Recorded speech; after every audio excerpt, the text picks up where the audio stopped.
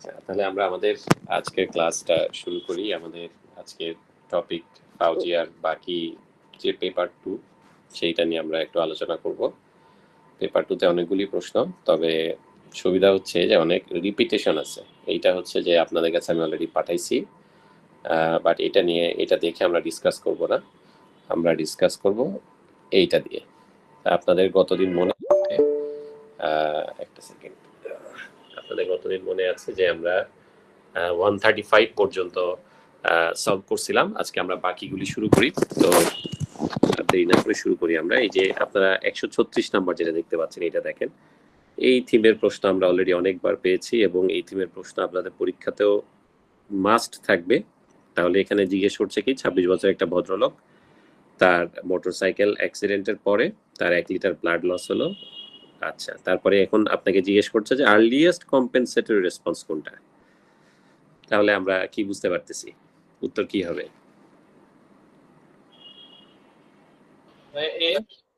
হ্যাঁ, baroreceptor induced ভেসোকনস্ট্রিকশন।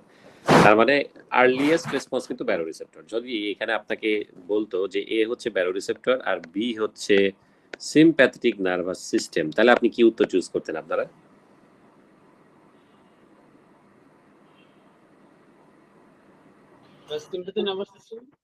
না, তখন আপনি ব্যারোরিসেপ্টর চুজ করতেন। কারণ আপনারা খেয়াল করে দেখবেন যে ব্যারোরিসেপ্টর কিন্তু কি করে, ওই যে আমাদের ব্যারোরিসেপ্টর কিন্তু আলটিমেটলি হাইপোথ্যালামাসের থ্রুতে কিন্তু সিম্প্যাথেটিক প্যারাসিম্প্যাথেটিক নার্ভাস সিস্টেমকে অ্যাক্টিভেট করে। তাহলে এটা একটা বড় কনফিউশন আপনাদের দূর হচ্ছে। এইটা আপনারা পরবর্তীতে রিকল সলভ করার সময় পাবেন যে সিম্প্যাথেটিক নার্ভাস সিস্টেম এবং আনসার কিতে দেয়া আছে, আবার ব্যারোরিসেপ্টরও দেয়া আছে। তাহলে আপনি কোনটা চুজ করবেন এরকম যদি আপনাকে জিজ্ঞেস করে যে আর্লিয়েস্ট কম্পেনসেটরি রেসপন্সের ক্ষেত্রে, সেক্ষেত্রেও আপনারা চুজ করবেন ব্যারোরিসেপ্টর ইনডিউসড ভেসোকনস্ট্রিকশন। ব্যারোরিসেপ্টর নিয়ে আপনাদের প্রশ্ন থাকবেই।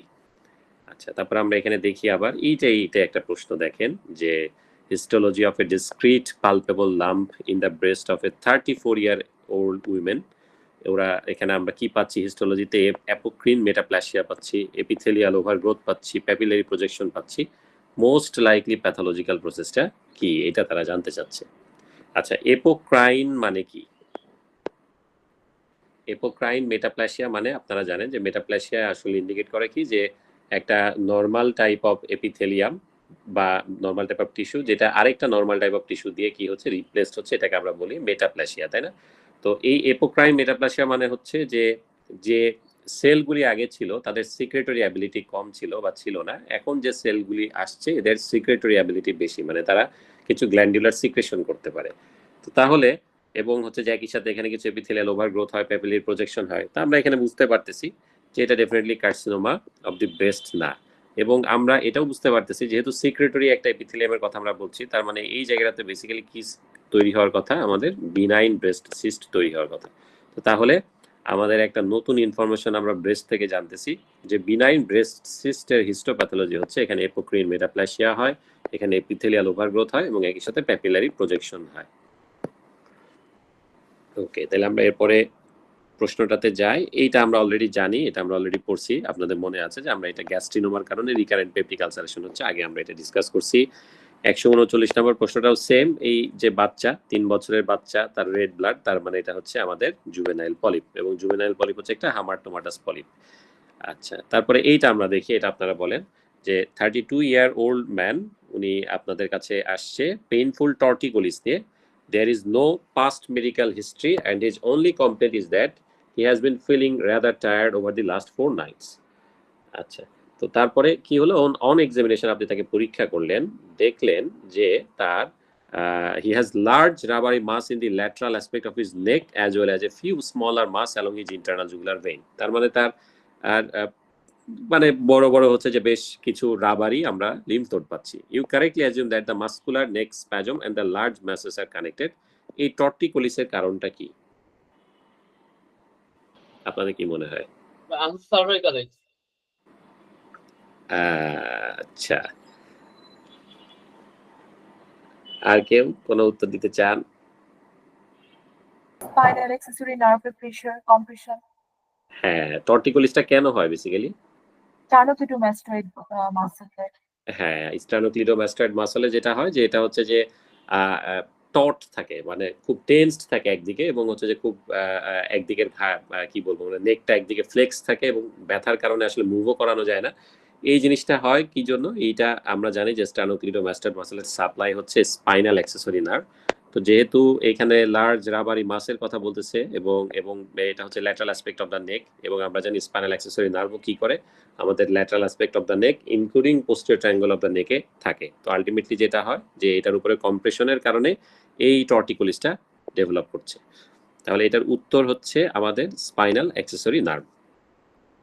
আচ্ছা, এরপরে আমরা দেখি এখানে ওরা বলছে যে 52-year-old উইমেন আপনার কাছে আসছে, উনি থিন মেনোপজাল এবং তার ব্রেস্ট ক্যান্সার ধরা পড়ছে। তার ফার্স্ট মেনার্কি ছিল অ্যাট দ্য এজ অফ 14, তার ফার্স্ট চাইল্ড ছিল at the age of 40 years. উনি ল্যাকটেশনের সময় তার একটা ব্রেস্ট অ্যাবসেসের হিস্ট্রি আছে, তার কোনো family history of breast cancer নাই। এখন এই যে এই ভদ্র মহিলার যে ব্রেস্ট ক্যান্সার হলো, এটার জন্য এখানকার কোন কারণটা আপনার কাছে দায়ী মনে হচ্ছে, রেসপন্সিবল মনে হচ্ছে? age at first full-term pregnancy, তাই না? আমরা এখানে দেখতে পাচ্ছি যে আমাদের যে Full- হ্যাঁ 40টাই হচ্ছে আমাদের রিস্ক ফ্যাক্টর, তাই না? তার মানে এটা হচ্ছে যে আমাদের জন্য আচ্ছা, তারপরে বাকি সবগুলি বেসিক্যালি যেমন আমরা জানি যে ব্রেস্ট অ্যাবসেসের সাথে কিন্তু ব্রেস্ট ক্যান্সারের কোনো রিলেশন নাই, এবং ওনার মেনার্কির যে এজ সেটাকেও আমরা আর্লি বলতে পারতেছি না, অ্যাভারেজ আর কি। এই কারণে আমরা একমাত্র রিস্ক ফ্যাক্টর এখানে পাচ্ছি first age at first full term pregnancy, সেটা অনেক ডিলেড হলে আমরা জানি যে ব্রেস্ট ক্যান্সার রিস্ক বাড়ে। আচ্ছা, এই প্রশ্নটা এবার একটু দেখেন যে 30-year-old উইমেন আপনার কাছে আসছে, তার 5 কেজি ওয়েট লস হয়েছে ওভার লাস্ট 6 মান্থ। উনি কমপ্লেন করছেন ওনার এনজাইটি হয়, প্যানিক অ্যাটাক হয়, প্যালপিটেশন হয়, এবং আপনি পরীক্ষা করে দেখলেন যে তার অ্যান্টেরিয়র নেকে একটা সোয়েলিং আছে, যেটা কিনা মুভস অন সোয়ালোয়িং, তাই না? মানে এই সোয়েলিংটা আবার কি হয়, সোয়ালো করলে মুভ করে, তার মানে এটা কি ইন্ডিকেট করছে? এটা থাইরয়েড ইন্ডিকেট করছে। এখন আপনাকে জিজ্ঞেস করছে যে এটা মোস্ট লাইকলি আন্ডারলাইং প্যাথোলজিক্যাল প্রেজেন্টেশনটা কি। তাহলে দেখেন আপনার এখানে কি আলটিমেটলি দাঁড়ালো কি, যে আপনার একটা গয়টার আছে, এবং আপনারা জানেন যে থাইরয়েড সোয়েলিংকে আমরা গয়টার বলি, তাই না? ডিফিউজ এনলার্জমেন্ট যদি হয় থাইরয়েড, আমরা সেটাকে গয়টার বলি, এবং সেটার সাথে থাইরো টক্সিকোসিসের ফিচার আছে। তাহলে এখানে ডায়াগনোসিসটা কি হওয়া উচিত বলে আপনাদের কাছে মনে হচ্ছে? Graves disease. এখানে গ্রেভস ডিজিজটা হওয়া উচিত, তাই না? হাসিমটোতে কি হয়, থাইরো না হাইপো? হাইপোথাইরয়েডিজম হয় না হাইপো হয়, তাই না? বাট হাসিমটো থাইরয়েডিস একদম বিগিনিং এ কিন্তু হাইপারথাইরয়েডিজম নিয়ে কিন্তু প্রেজেন্ট করতে পারে। বাট হাসিমটো থাইরয়েডিসটা হচ্ছে একমাত্র গয়টার যেটাতে হাইপোথাইরয়েডিজম আমরা পাই আর কি। আচ্ছা, মেটাস্টেজ তো থাইরয়েড, বাকিগুলিতে আমরা বুঝতে পারছি কোনোটাই কারণ হবে না। তাহলে এটার উত্তর হচ্ছে গ্রেভস ডিজিজ। আচ্ছা, এইটা হচ্ছে আবার একটা আর্টিরিয়াল ব্লাড গ্যাস অ্যানালাইসিস। 69 বছর একটা ভদ্রলোক আসছে এইচডিইউতে। কখন? তার হচ্ছে যে একটা কোলন ক্যান্সারের জন্য, রেকটাম ক্যান্সারের জন্য অ্যান্টিজেন রিসেকশন হয়েছে। তাকে আপনি 2 মিলিগ্রাম ইন্ট্রাথিকাল মরফিন দিলেন। এখন সে পেল এবং ড্রাউজি হয়ে গেছে, এবং আপনি তার ব্লাড গ্যাসে পাচ্ছেন এইরকম একটা পিকচার। তাহলে এটা হচ্ছে 7.28, মানে কি, অ্যাসিডোসিস না অ্যালকালোসিস? অ্যাসিডোসিস। অ্যাসিডোসিস। আচ্ছা, কার্বন ডাইঅক্সাইড লেভেল বাড়তি, তাহলে এটা কি ধরনের অ্যাসিডোসিস? রেসপিরেটরি। এটা হচ্ছে রেসপিরেটরি অ্যাসিডোসিস। আচ্ছা, তারপরে অক্সিজেন লেভেলটা তুলনামূলক কমই থাকবে যেহেতু রেসপিরেটরি অ্যাসিডোসিস। বেজ এক্সিসটা কিন্তু অনেক বেশি না, তাই না? অলমোস্ট নরমালের কাছাকাছি। আচ্ছা, তার গ্লুকোজ লেভেলটাও কিন্তু বাড়তি দেখা যাচ্ছে, ল্যাকটেট লেভেলটাও কিছুটা বাড়তি দেখা যাচ্ছে। এই পার্টটুকু বেসিক্যালি আপনাকে কনফিউজ করার জন্য দেয়া হয়েছে, কারণ এখানে দেখেন তারা একটা ডিডি রেখেছে কি, যে ডায়াবেটিক কিটোঅ্যাসিডোসিস। তবে ডায়াবেটিক কিটোঅ্যাসিডোসিসের জন্য আমাদের গ্লুকোজ লেভেল কতর উপরে থাকতে হয়? More than 20। 20 না 30 ছিল? 27 to 30 ছিল ভাইয়া। হ্যাঁ, মোর দেন 30 তে আমরা সেক্ষেত্রে ডায়াবেটিক কিটোঅ্যাসিডোসিসকে ভাবতে পারতাম। বাট এখানে আরেকটা ব্যাপার আছে যে এখানে যে রেসপিরেটরি অ্যাসিডোসিস আছে, এটা নিয়ে আমাদের কোনো সন্দেহ নাই, তাই না? এই যে partial pressure of carbon dioxide দেখে আমরা বুঝতে পারতেছি। এটার সাথে যদি কনকমিটেন্ট ডায়াবেটিক কিটোঅ্যাসিডোসিসও থাকতো, সেক্ষেত্রে আমাদের বেজ অ্যাক্সেস কিন্তু আরো নেগেটিভ হইতো, তাই না? এইটা যেহেতু আমরা দেখতে পাচ্ছি বেজ অ্যাক্সেসটা একদম নিয়ার নরমাল, খুব বেশি ডিফারেন্স এখনো ডেভেলপ করে নাই, এবং গ্লুকোজ লেভেলটাও ডায়াবেটিক কিটোঅ্যাসিডোসিসের লেভেলে নাই। এই কারণে এটা আমাদের একমাত্র ডায়াগনোসিস হচ্ছে রেসপিরেটরি অ্যাসিডোসিস। আচ্ছা, এরপরে আমরা দেখি এখানে একটা প্রশ্ন যে 32 বছরের একটা ভদ্র মহিলা, তার একটা পিগমেন্ট রিলেশন ছিল লেফট কাপে, হিস্টোপ্যাথোলজিক্যাল ডায়াগনোসিস আপনি করলেন মেলানোমা ইন C2। এটা পুরোটাকে আপনি কাটছেন 1 সেন্টিমিটার মার্জিন নিয়ে কাটছেন। এখন আপনার মোস্ট অ্যাপ্রোপ্রিয়েট ম্যানেজমেন্ট কি হতে পারে বলে আপনি ধারণা করছেন? মার্জিনটা তো এডিকুয়েট আছে নাকি? হ্যাঁ 1.6 হ্যাঁ তাই না, আমরা জানি ইনসিটুতে আমরা কি করতে পারি 0.5 at least 0.5 to 1 আমরা হচ্ছে যে কাটি, তাই না? এখানে হচ্ছে 1 সেন্টিমিটার মার্জিন পুরোটা ক্লিয়ার করে ফেলছে। এখন তাহলে এই রোগীর জন্য আপনি কি করতে চান?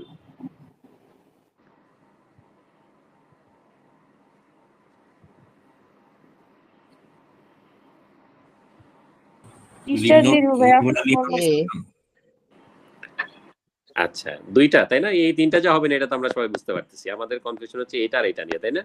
আচ্ছা এখন এটা কিন্তু মিলানোমা ইন সিটু, তার মানে এটা কিন্তু বেসমেন্ট মেমব্রেন এখনো ক্রস করে না। এখন বেসমেন্ট মেমব্রেনই যদি ক্রস না করতে পারে তার মানে তো এটা লিম্ফে যাওয়ার কোনো সম্ভাবনা নাই, এই কারণে এটা আর করার দরকার নাই। আমরা কি করব, আমরা রইকে education about skin self examination এবং ডিসচার্জ করব এবং ফলো আপ থেকে তাকে ডিসচার্জ করে দেবো আর কি। তাহলে উত্তর হচ্ছে 144 এর ক্ষেত্রে এ। আচ্ছা এরপরে আমরা দেখি আবার একটা প্রশ্ন, যে 60 বছরের ভদ্র লোক আপনার কাছে আসছে, তার আগে এনজাইনার হিস্ট্রি আছে এবং তার একটা আনকমপ্লিকেটেড অপারেশন করলেন ফর ইনগুইনাল হার্নিয়া। পোস্ট অপারেটিভলি দেখছেন যে সে হাইপোটেনসিভ, ট্যাকিকার্ডিক এবং তার একটা জুগুলার ভেনাস প্রেসার হচ্ছে রেজড। আচ্ছা তাহলে এই যে হাইপোটেনশনটা হলো এটা কি কারণে হলো বলে আপনাদের কাছে মনে হচ্ছে?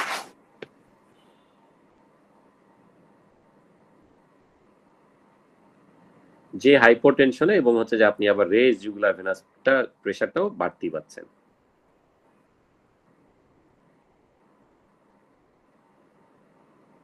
কি মনে হচ্ছে এটা?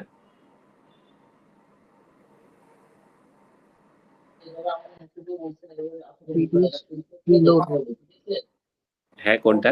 Reduce preload. আচ্ছা যদি প্রিলোডটা রিডিউসড হয় তাহলে কি আপনার এই জুগুলার ভেনাস প্রেসার কি বাড়বে? হ্যাঁ প্যারাসিম্পথেটিক টোন হবে রিডিউসড। না এটা এই পেশেন্টটা হার্ট ফেলিওর ডেভেলপ করছে। হ্যাঁ তাহলে হার্ট ফেলিওর ডেভেলপ করা মানে হচ্ছে রিডিউস আফটার লোড, না, আফটার লোড যদি স্ট্রোক আপনার ভলিউম। স্ট্রোক ভলিউম, তাই না? আফটার লোড যদি কম থাকে তাহলে তো তার স্ট্রোক ভলিউম বেড়ে যাবে, তাই না? তাহলে হচ্ছে যে সেক্ষেত্রে স্ট্রোক ভলিউম যদি বাড়ে তাহলে তো রেজ জুগুলার ভেনাস প্রেসার তো হওয়ার কোনো সম্ভাবনাই নাই, তাই না? কারণ আলটিমেটলি জিনিসটা কি যে আমার হচ্ছে যে বের হয়ে যাবে বেশি। হ্যাঁ হ্যাঁ বের হচ্ছে বেশি, তাই না? এই মনে করেন আমাদের হার্টটা আর এখান থেকে ধরেন বের হচ্ছে। এখন আপনি যদি এটাকে বের না করতে পারেন তাইলে না এখানে সবকিছু জমা হবে।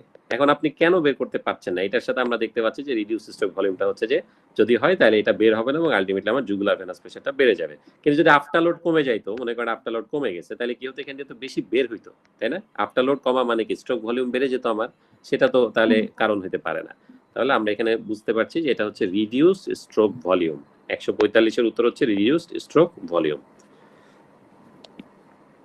তারপরে আমরা আসি এইটাতে, এইটা আপনারা আগে পড়ছেন, এটা হচ্ছে যে আমাদের উত্তর হচ্ছে সেপটিক আর্থ্রাইটিস, আমরা আগে এই প্রশ্নটা পাইছি, এখানে এটা আমরা বাদ দিই। আচ্ছা এরপর আমরা এখানে আসি, এটাও আমরা পাইছি যে এক্সট্রা ডুরাল হেমোরেজ যে হয় আমাদের, এটার সবথেকে প্রধান সোর্স কোনটা? ট্রমার পরে যে এক্সট্রা ডুরাল হেমোরেজ হয় মিডিল মেনিনজিয়াল আর্টারি। এটা হচ্ছে মিডল মেনিনজিয়াল আর্টারি, তাহলে এটা হচ্ছে আমাদের জন্য একটা বাধা প্রশ্ন। আচ্ছা তারপরে 65 বছরের একটা ভদ্রলোক, তার টিআইএ হলো, তাই না? Transient ischemic attack, he is due to undergo a carotid and আর্টারিক্টমি।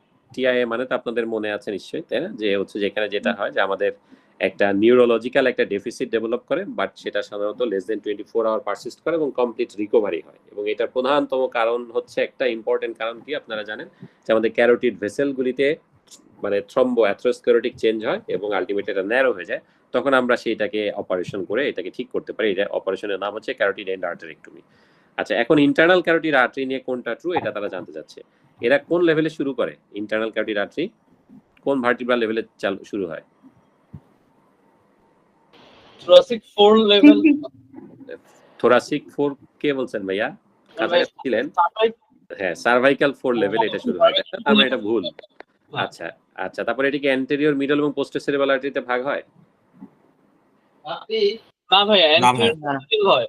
হ্যাঁ অ্যান্টেরিয়র মিডল হয়, তাই না? এটা কিন্তু আমাদের পোস্টেরিয়র সেরেব্রাল আর্টারিতে ভাগ হয় না। আচ্ছা এটা ঠিক আছে, গিবস অফ অপথলমিক আর্টারি এটা ট্রু। এইটা হ্যাঁ, ট্রু, true. তাই না?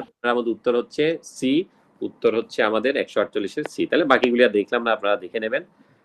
এরপরের প্রশ্নটা অসম্ভব দুধ ভাত প্রশ্ন, কিন্তু এটা অনেকবার আসছে। সেটা হচ্ছে যে আমাদের হার্ট কতটুকু ব্লাড পাম্প করে প্রতি মিনিটে? 5 থেকে 6 লিটার। 5 থেকে 6, তাই না? আচ্ছা তারপরে আমরা চলে আসি আবার, দেখেন এই যে দেখেন আবার ওই কাছাকাছি একটা প্রশ্ন, যে 26 বছরের একটা ভদ্রলোক ইমার্জেন্সিতে আসছে, তার একটা গ্লাস কাট হয়েছে। এখন কোথায় হয়েছে এটা কিন্তু খেয়াল করবেন, সবসময় প্রশ্নতে খেয়াল করবেন কোথায় হয়েছে। আর্মে, ঠিক আছে? আচ্ছা 10 সেন্টিমিটার একটা লঞ্জিটিউডাল ল্যাসেরেশন দেখা যাচ্ছে আপার আর্মে। এখন আপনার কাছে মনে হচ্ছে যে তার আলনার নার্ভ ইনজুরি হয়েছে। এখন আপার পার্ট অফ দ্য আর্মে কোথায়? আপার পার্ট অফ দ্য আর্মে আলনার নার্ভের রিলেশনটা কোথায় হবে এখানে? এখানে কোনটা ট্রু মনে হচ্ছে আপনাদের কাছে? আলনার নার্ভ সম্পর্কে কিন্তু জানতে চাইছে। Medial to brachial artery. Medial to brachial artery, তাই না? আপনাদেরকে আমি মনে করাই দিই যে মিডিয়াল নার্ভের কিন্তু ব্যাপার আছে যে সে কিন্তু ক্রস করে মিডিয়ালি যায়, ল্যাটারালি যায়, বাট আলনার নার্ভ কিন্তু অলওয়েজ হচ্ছে মিডিয়াল টু ব্রাকিয়াল আর্টারি থাকে। হ্যাঁ, এইটা আপনারা খেয়াল করবেন যে কি প্রশ্নটা আস্ক করছে, কোন জায়গাতে আস্ক করছে। আপার আর্মের কথা বলছে এবং আলনার নার্ভ সম্পর্কে জিজ্ঞেস করছে। এই জিনিসগুলি আপনি খেয়াল করলে আপনি এটা পারবেন। আচ্ছা, তারপরে এখানে আবার জিজ্ঞেস করছে কি জানেন, যে একটা পেশেন্ট আপনার কাছে আসছে, 55 বছরের ভদ্রলোক, তার acute back pain after RTA. Neurological examination আপনি দেখলেন যে আম্বিলিকাস থেকে নিচের পার্টে তার সেন্সেশন চলে গেছে। তাহলে কোন লেভেলে ইনজুরি? T10। T10 বরাবর। তাই না? আমরা জানি যে আম্বিলিকাসের সাপ্লাই হচ্ছে T10। আচ্ছা, তারপর আমরা এখানে দেখি এই লোকটা, দেখেন এইটা যে 65 বছরের একটা ভদ্রলোক, তার হচ্ছে গলা শুকায় গেছে এবং সে প্রায় গলা শুকায় যায়, গভীর রাতে উঠে বাথরুমে যায়, ওয়েট 95 কেজি। আচ্ছা, ব্লাড প্রেশারও বেশি আছে, ওরাল গ্লুকোজ টলারেন্স টেস্ট করলেন, এই হচ্ছে আপনার ফাইন্ডিংস। ফাস্টিং হচ্ছে এটা, 2 আওয়ার আপনার প্লাজমা গ্লুকোজ হচ্ছে 11.3। তাহলে কি ডায়াগনোসিস হতে পারে? Diabetic insipidus. ডায়াবেটিস 2 আওয়ারে আমাদের কত থাকতে হয়? 11.1 এর বেশি হলে আমরা 11.1 বেশি হলে আমরা বলি না এটাকে যে হচ্ছে যে ডায়াবেটিস মেলাইটাস? তাহলে এটা হচ্ছে যে ডায়াবেটিস মেলাইটাস। হ্যাঁ, এখন ধরেন যে এটা 11 যদি থাকে, 11 যদি থাকতো তাহলে আপনি এটাকে বলতেন ইম্পেয়ার্ড গ্লুকোজ টলারেন্স। আর ধরেন প্লাজমা গ্লুকোজ লেভেল একদম কমপ্লিটলি নরমাল থাকতো, তাহলে আপনি এটাকে বলতেন ডায়াবেটিস ইনসিপিটাস। বোঝা গেছে কি? হ্যাঁ, তাহলে আরেকবার একটু বলেন। 11.1 এর যদি বেশি হয় তাহলে আমরা এটাকে বলবো হচ্ছে যে ডায়াবেটিস মেলাইটাস। আর হচ্ছে যে 7.8 থেকে 11.1 এর মধ্যে যদি থাকে তাহলে আমরা এটাকে বলবো আইজিটি। আর এই সেম সিনারিওতে যদি এইটা এবং এটা কমপ্লিটলি নরমাল হইতো তাহলে আমি সেটাকে বলতাম ডায়াবেটিস ইনসিপিটাস। বোঝা গেছে? এই প্রশ্ন কিন্তু আসছে পরীক্ষাতে, আপনারা যখন রিকল সলভ করবেন দেখবেন যে বলছে যে সব নরমাল কিন্তু রোগী প্রচুর পলিউরিয়া, ডায়াগনোসিস কি? উত্তর সেক্ষেত্রে হচ্ছে ডায়াবেটিস ইনসিপিটাস। আর এই পার্টিকুলার কেসে এটা ডায়াগনোসিস হচ্ছে ডায়াবেটিস মেলাইটাস। আচ্ছা, এটা আপনারা জানেন যে হচ্ছে যে আমাদের ইমিউনোগ্লোবিন প্রোডাকশনের সিকোয়েন্স কি? আগে কোনটা হয়?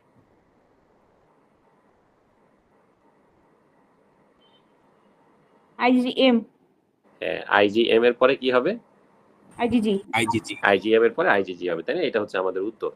ওকে, তারপরে আমরা চলে আসি হচ্ছে এখানে জিজ্ঞেস করছে কি যে এই যে আমাদের লিটার্স এরিয়াতে যে আমাদের এপিস্ট্যাক্সিস হয়, এটার জন্য প্রধানতম দায়ী আর্টারি কে? Sphenopalatine artery. Sphenopalatine artery. Very good, sphenopalatine artery. আচ্ছা, সেখানে কিন্তু অ্যান্টেরিওথময়েডাল আর্টারিও কিন্তু আসে, তাই না? কিন্তু বেসিক্যালি মেইন সাপ্লাইটা আসে স্পেনোপ্যালাটাইন আর্টারি থেকে। তারপরে আমরা চলে আসি এখানে ইসোফেগাসটা আমাদের ডায়াফ্রামের কোন লেভেল দিয়ে যায়? ডায়াফ্রামের কোন পার্টিকুলার লেভেল বলে? ইসোফেগাস যায় হচ্ছে আমাদের বরাবর, তাই না? এই যে তিনজন ডায়াফ্রামের লেভেল, এখান থেকে আপনাদের অ্যানাটমিতে প্রশ্ন থাকবেই। আচ্ছা, এবার আমরা দেখি এখানে এইটা এমফাইসেমের একটা প্রশ্ন আপনাকে জিজ্ঞেস করছে, এটার এবিজিটা কি উত্তর বলেন তো? এটা কি অ্যাসিডোসিস না অ্যালকালোসিস? অ্যাসিডোসিস। আচ্ছা, আর এইটা কি রেসপিরেটরি নাকি মেটাবলিক? রেসপিরেটরি। বাইকার্বনেট আবার বেশি, তাহলে মিক্সড। মাইর হবে partially compensated respiratory acidosis. Compensated respiratory acidosis, তাই না?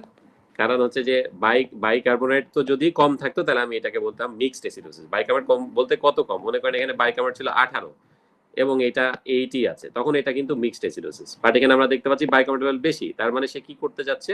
সে এই যে রেসপিরেটরি অ্যাসিডোসিস যেটা আছে সেটাকে কারেক্ট করার ট্রাই করতেছে, বাট পুরোপুরি পারে নাই, কারণ এখনো পিএইচ নরমাল রেঞ্জে যায় নাই। তাহলে এটা পার্শিয়ালি কম্পেনসেটেড রেসপিরেটরি অ্যাসিডোসিস। একদম ঠান্ডা মাথায় এটা উত্তর দিতে হবে। হ্যাঁ, আপনারা জানেন যে আপনি বলছেন, উনিও জানে, কিন্তু আসলে এরকম স্লিপ অফ টাং হয় আর কি। আচ্ছা, যাই হোক, তারপরে আমরা দেখি এই প্রশ্নটাতে যে 26 বছর একটা ভদ্রলোক, তাকে একটা stereotactic frame fitted to his skull prior to radio surgery. আপনারা তার মানে নিউরো সার্জারি অপারেশনে দেখছেন মাথা যে হেড যে ফিক্স করে কিভাবে 4টা পিন লাগানো হয়, কিন্তু আপনারা জানেন হ্যাঁ একটা ফ্রেম থাকে, এই ফ্রেমটাতে 4টা ইয়ে থাকে, কি বলা হচ্ছে পিন থাকে। এই পিনগুলি ড্রিল করে কিন্তু ব্রেইনের স্ক্যাল্পের ভিতরে ঢুকায় দেওয়া হয় যাতে এটা ফিক্স থাকে, অপারেশনের সময় যাতে নড়াচড়া না হয় এবং আমার অপারেটিভ ফিল্ডটাও এক্সপোজ থাকে। এখন আপনাকে জানতে যাচ্ছে যে পোস্টেরিয়র পিন দেওয়ার সময় প্রচুর ব্লিডিং হচ্ছে, এখন তাহলে কোন আর্টারিটা এখানে ইনজিউর্ড হয়েছে স্ক্যাল্পে যেটার কারণে এরকম ব্লিডিং হচ্ছে বলে আপনার ধারণা? অক্সিপিটাল আর্টারি, তাই না? অক্সিপিটাল আর্টারি, অক্সিপিটাল দিয়ে সাধারণত হয়। আপনারা জানেন যে ম্যাক্সিলারি আর্টারির পোস্টেরিয়র ব্রাঞ্চ দুইটা, একটা অক্সিপিটাল আরেকটা কি?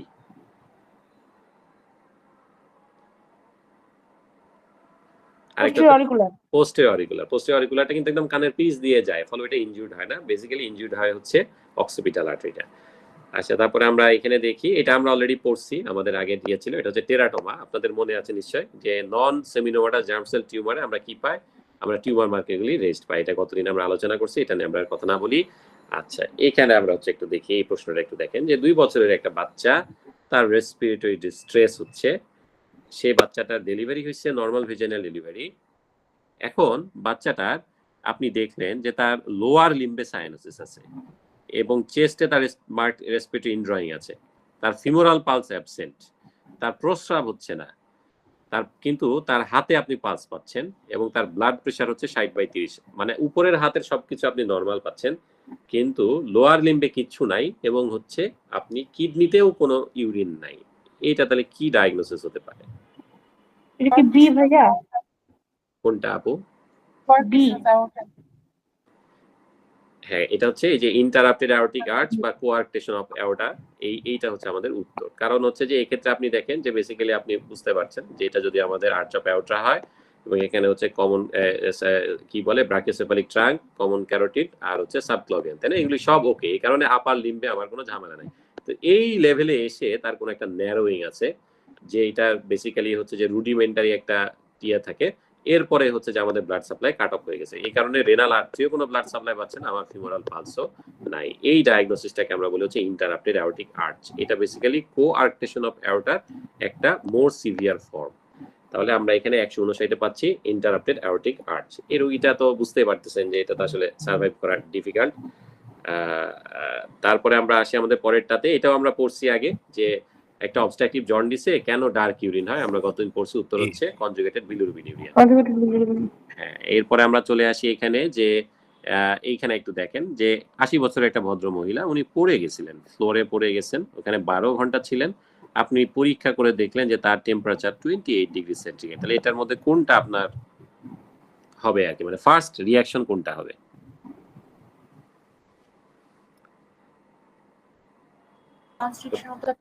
আগে সে কি করবে আমরা বুঝবো, যে তার ফার্স্ট রেসপন্সটাই হবে যে কোল্ড এর কারণে তার পেরিফেরাল ব্লাড ভেসেলগুলি কনস্ট্রিক্ট করে যাবে। এটা হচ্ছে আমাদের earliest physiological response to hypothermia. আচ্ছা, এইটা আপনারা পড়ছেন অলরেডি 162, যে অ্যালার্জিতে আমাদের কোনটা বাড়বে? আইজিই বাড়বে, তাই না? আচ্ছা, তারপরে হচ্ছে যে এই যে এটাও আমরা গতদিন আলোচনা করছি, তাই না, যে হচ্ছে যে dorsiflexion of the foot A problem, তাহলে এটা কোন লেভেলে হবে? L5, তাই না? হ্যাঁ, ঠিক আছে, ওকে। তারপর আমরা এখানে চলে আসি যে আপার রেকটামের যে ব্লাড সাপ্লাই, এটা কোথা থেকে আসে, কোন আর্টারি থেকে? ইনফেরিয়র মেজেন্ট্রিক আর্টারি থেকে। এইটা হচ্ছে আরেকটা ভেজাল্লা প্রশ্ন। দেখেন যে 65 বছরের একটা লোক তার অ্যাবডোমিনাল অ্যাওর্টোগ্রাম করছে, মানে সে বেসিক্যালি অ্যানজিওগ্রাম টেবিলে আছে, দেখলেন যে অ্যাওর্টা থেকে ল্যাটারালি একটা ব্রাঞ্চে স্টেনোসিস আছে, কোন লেভেলে আছে? সেকেন্ড লাম্বার ভার্টিব্রা লেভেলে অ্যারাইজ করছে। তাহলে এটা কি মনে হচ্ছে আপনার কাছে? এটা যে না আচ্ছা, এটা যে না এটা তো শিওর নাকি? হ্যাঁ। আচ্ছা, এটাও যে না এটাও তো শিওর। এটা কোন লেভেল থেকে অ্যারাইজ করে? এটা T12। এটা L5 L1 L3 সরি, এটা L1। তাহলে এই দুইটা এখন লেফট রেনাল আর্টারি কোথা থেকে অ্যারাইজ করে? সেকেন্ড নাম্বার আছে, এটা কিন্তু L1 থেকে অ্যারাইজ করে, তাই না? আচ্ছা, তাহলে এখানে আমাদের বাকি থাকলো হচ্ছে সেকেন্ড লেফট লাম্বার আর্টারি। এখন আপনার কাছে প্রশ্ন আসতে পারে যে ভাই এটা তো পোস্টেরিয়র ব্রাঞ্চ, লাম্বার আর্টারির মধ্যে পোস্টেরিয়র ব্রাঞ্চটা নাকি ভাই আপুরা? হ্যাঁ হ্যাঁ, না, লাম্বার আর্টারি পোস্টেরিয়রলি অ্যারাইজ করে। পোস্টেরিয়র হলেও এরা যেটা করে যে আমরা কিন্তু এখন তাকে যে ল্যাটারালটা দেখছি, এটা কিন্তু আমি কোথায় দেখতেছি খেয়াল করছেন? এটা কিন্তু আমি দেখতে পাচ্ছি মেইনলি হচ্ছে যে আমার অ্যানজিওগ্রামে। অ্যানজিওগ্রাম এটা দেখতে ল্যাটারাল মনে হয়, এই কারণে ওরা এটাকে ল্যাটারাল আর্টারিক ব্রাঞ্চ বলছে। তাহলে এটার উত্তর হচ্ছে আমাদের সেকেন্ড লেফট লাম্বার আর্টারি। আচ্ছা, এরপরে এখানে এই প্রশ্নটা দেখেন যে 166 যেটা যে a 40-year-old man is admitted to the surgical day case unit for repair of left inguinal hernia. তার হার্নিয়ার জন্য আপনি ভর্তি করছেন, কিন্তু দেখলেন যে তার ডিফিউজ স্কিন ট্যানিং আছে, পিগমেন্টেশন আছে পুরো বডিতে, এবং হচ্ছে যে তার দেখলেন যে সে হাইপোটেনসিভ। তাহলে ডায়াগনোসিস কি মনে হচ্ছে আপনাদের কাছে এটা? Adrenal insufficiency. হ্যাঁ, মানে এডিসনস ডিজিজ এটা, তাই না? এডিসনস ডিজিজে কি থাকে? হাইপারটেনশন থাকে, হাইপার পিগমেন্টেশন থাকে, তাই না? তাহলে এখন আমরা এইটা, তাহলে আমাদের এটা ডায়াগনোসিস কি হবে? Adrenal insufficiency. তারপরে আমরা চলে আসি হচ্ছে এই জায়গাটাতে একটু দেখেন যে 19 বছরের একটা ভদ্র মহিলা ইমার্জেন্সিতে আসছে হাইপোভলেমিয়া নিয়ে। আপনি একটা চেস্ট রেডিওগ্রাফ দিলেন, দেখলেন যে তার হচ্ছে মিডিয়াল থার্ড অফ লেফট ক্লেভিকলে ফ্র্যাকচার হয়েছে। তাহলে কোন ভেসেলটাকে ইনজুর্ড হয়েছে বলে আপনার কাছে মনে হয়? Medial third subclavian artery. Subclavian artery. ধরেন এই জায়গাতে যদি আপনাকে অপশন দিয়ে রাখতো লেফট সাবক্লাভিয়ান ভেইন, তাহলে কি চুজ করতেন? Left subclavian vein. হ্যাঁ, কারণ এটা সুপারফিশিয়াল, তাই না? এই কারণে সেক্ষেত্রে আপনি কিন্তু এটা চুজ করতেন। তাহলে আমাদের উত্তর এখানে হচ্ছে D, left subclavian artery. But যদি ভেইন থাকে তাহলে আমরা আগে ভেইন চুজ করব। আচ্ছা, তারপর আমরা এটা দেখি। আচ্ছা, ক্রিমেস্টারিক মাসলটা কোন লেয়ার থেকে আসে? Internal oblique muscle. Internal oblique muscle থেকে আসে, তাই না? আচ্ছা, এই আবার একই, এটাও আমরা আগে পড়ে আসি, যেটা হচ্ছে আমাদের সেন্ট্রাল কেমোরিসেপ্টর।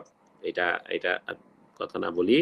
আচ্ছা, ভেরিকোসিল ডায়াগনোসিস হয়েছে কারো? হ্যাঁ, এটা আসলে কোন ভেসেলগুলি দিয়ে ভেরিকোসিল হয়? টেস্টিকুলার ভেইন দিয়ে। টেস্টিকুলার ভেইন দিয়ে হচ্ছে ভেরিকোসিল হয়। আচ্ছা, তারপরে আমরা এইটা একটু দেখি। 60 বছরের একটা ভদ্রলোক আপনার কাছে আসছে, প্রচুর বিড়ি খায়, তার 10 দিনের হচ্ছে পেইনলেস ফ্র্যাঙ্ক হেমাচুরিয়া, মানে প্রচুর ব্লিডিং হচ্ছে কিন্তু কোনো ব্যথা নাই। Prostate slightly enlarged on DRE, haemoglobin 11.3, creatinine normal, পিএসএও নরমাল। কি ডায়াগনোসিস মনে হচ্ছে আপনার কাছে? Transitional cell carcinoma of bladder. হ্যাঁ, transitional cell carcinoma of the bladder. এই যে বলছিলাম না আগে আমরা যে 50 বছর ধরে নেন, আমরা বলি 60 বছর, 60 বছরের উপরে কোন রোগী যদি পেইনলেস ফ্র্যাঙ্ক হেমাচুরিয়া নিয়ে প্রেজেন্ট করে, তাহলে আপনার 1 নাম্বার ডিডি হচ্ছে এই যে এইটা, transitional cell carcinoma of the bladder. আপনাকে কিন্তু সে বেসিক্যালি মানে কনফিউজ করতে যাচ্ছে যে তার প্রোস্টেট বড়, বিপিএইচ কিনা। বিপিএইচ এও কিন্তু কি হইতে পারে, মানে আপনার ব্লিডিং হতে পারে, পেইনলেস ফ্র্যাঙ্ক হেমাচুরিয়া হতে পারে। বাট ডেফিনেটলি এরকম কোন ক্ষেত্রে আপনার 1 নাম্বার ডায়াগনোসিস কিন্তু হচ্ছে এইটা, এবং তারপরে আপনি যাইতে পারেন এদিকে 2, 3, 4 বিভিন্ন রকম হতে পারে, বাট ডেফিনেটলি এটা। ঠিক আছে, তাহলে ট্রানজিশনাল সেল কার্সিনোমা ব্লাডার হচ্ছে এখানকার আনসার। আচ্ছা, এইটা আমরা কিন্তু আমাদের বেলি ল্যাব ক্লাসে দেখছি, তাই না? যে 34 বছরের একটা ভদ্র মহিলা আপনার কাছে একটা ব্রেস্ট ক্যান্সার নিয়ে আসছে, এবং তার ফ্যামিলিতেও দেখা যাচ্ছে যে তার ব্রেস্ট ক্যান্সারও ছিল, ওভারিয়ান ক্যান্সারও ছিল। তাহলে এখানে কোনটা ইনভলভ? BRCA1। হ্যাঁ, আর মেলের ক্ষেত্রে কোনটা বেশি ইনভলভ থাকে? 2। BRCA2 হচ্ছে মেলের ক্ষেত্রে বেশি, তাই না? আচ্ছা, ঠিক আছে, ওকে। তাহলে আমরা এরপরে চলে আসি যে হচ্ছে যে হাইড্রোসিল যে থাকে, হাইড্রোসিল স্যাকটা বেসিক্যালি এটা কি দিয়ে সারাউন্ডেড থাকে? যে ফ্লুইডটা থাকে এটা কোন লেয়ারের মধ্যে থাকে? ভ্যাজাইনালিস, তাই না? আচ্ছা, ঠিক আছে, তাহলে আমরা এখানে চলে আসি। আচ্ছা, এখানে তারা জানতে যাচ্ছে যে অপটিমাল সাইট ফর ট্রাকিওস্টোম ইনসিশনটা কি? একটা তো নিচের দিকে আমরা সুপ্রাস্টারাল নচকে ধরি, আর উপরের দিকে আমরা কোনটাকে ধরি? Cricoid cartilage. কার্টিলেজ, তাই তো? ক্রিকয়েড কার্টিলেজ উপরে আর নিচে সুপ্রাস্টারাল নচ, এটার মাঝামাঝি হচ্ছে যে আমরা ট্রাকিওস্টোমিটা করি। আচ্ছা, তারপরে হচ্ছে এই যে দেখছেন এটা বাজে জিনিস, বাট এটা কিন্তু আসে যে ডিউক স্টেজ বি তে আপনার রোগীর বেঁচে থাকার সম্ভাবনা কতটুকু মনে আছে আপনাদের? এ তে ছিল 90%, 70, বি তে হচ্ছে 70%, সি ডি এটাতে আপনারা হচ্ছে যে এটা একটু মনে রাখবেন। আমাদের এখানে তার উত্তর হচ্ছে 70%। আচ্ছা, তারপর আমরা এখানে একটু দেখি যে এইটা দেখেন যে 20 বছরের একটা ভদ্রলোক আপনার কাছে ইমার্জেন্সিতে আসছে, পড়ে যাওয়ার পরে তার হাত কেটে গেছে গ্লাস বোতলে। আপনি দেখলেন যে তার হাইপোথিনার ইমিনেন্সে একটা 2 সেন্টিমিটার কাট আছে, এবং সে এখন তার লিটল ফিঙ্গারের ডিস্টাল ইন্টারফ্যালাঞ্জিয়াল জয়েন্টটাতে ফ্লেক্সন করতে পারছে না, ফ্লেক্সনটা তার লস হয়ে গেছে। তাহলে এখানে কোন টেন্ডনটা ইনজুরি হয়েছে বলে মনে হচ্ছে আপনার কাছে? সুপারফিশিয়ালিস হচ্ছে এটা আমাদের আসছিল না। আচ্ছা, তাহলে এটা হচ্ছে প্রোফান্ডাস। আপনারা জানেন যে সুপারফিশিয়ালিস কিন্তু আমাদের মিডল ফ্যালাংসে যে অ্যাটাচড হয়, তাই না? আর প্রোফান্ডাসটা হচ্ছে আমাদের ডিস্টাল ফ্যালাংসে যে অ্যাটাচড হয়। তাহলে আপনারা জানেন। আচ্ছা, এই প্রশ্নটা আবার একটু দেখেন যে 75 বছরের একটা ভদ্রলোক, সে প্রচুর সিগারেট খায় এবং তার একটা করোনারি আর্টারি বাইপাস গ্রাফটিং হয়েছে 6 মাস আগে। ওর বাইপাস গ্রাফটিং এ যেটা করা হয়েছে যে তার লেফট ইন্টারনাল মেমরি আর্টারি যে গ্রাফটা আছে না, সেটা নেওয়া হয়েছে, মানে তার লেফট ইন্টারনাল থোরাসিক আর্টারি বা ইন্টারনাল মেমরি আর্টারি যেটা বলেন না কেন, এটাকে ইউজ করা হয়েছে। আচ্ছা, এখন সে যখনই হচ্ছে যে কোনো ভারী কাজ করতে যায়, যেমন pegging his laundry on the washing line to dry, মানে সে উঁচু যে তার, সেই তারে যখন তার ওয়াশিং ইয়েকে কাপড়কে শুকানোর জন্য দেয়, তখন তার বুকে ব্যথা করে। এটা কিভাবে আপনি এক্সপ্লেন করতে পারেন? Still syndrome. হ্যাঁ, এটা হচ্ছে সাবক্লাভিয়ান স্টিল সিনড্রোম, তাই তো? আচ্ছা, এখন তাহলে এই সিনড্রোম হইলে আপনার মানে ন্যারোইং হবে। জি, ন্যারোইংটা কোন বরাবর থাকতে হবে আর কি? এটা হচ্ছে ভার্টিব্রাল আর্টারির আগে, প্রক্সিমাল লেভেল।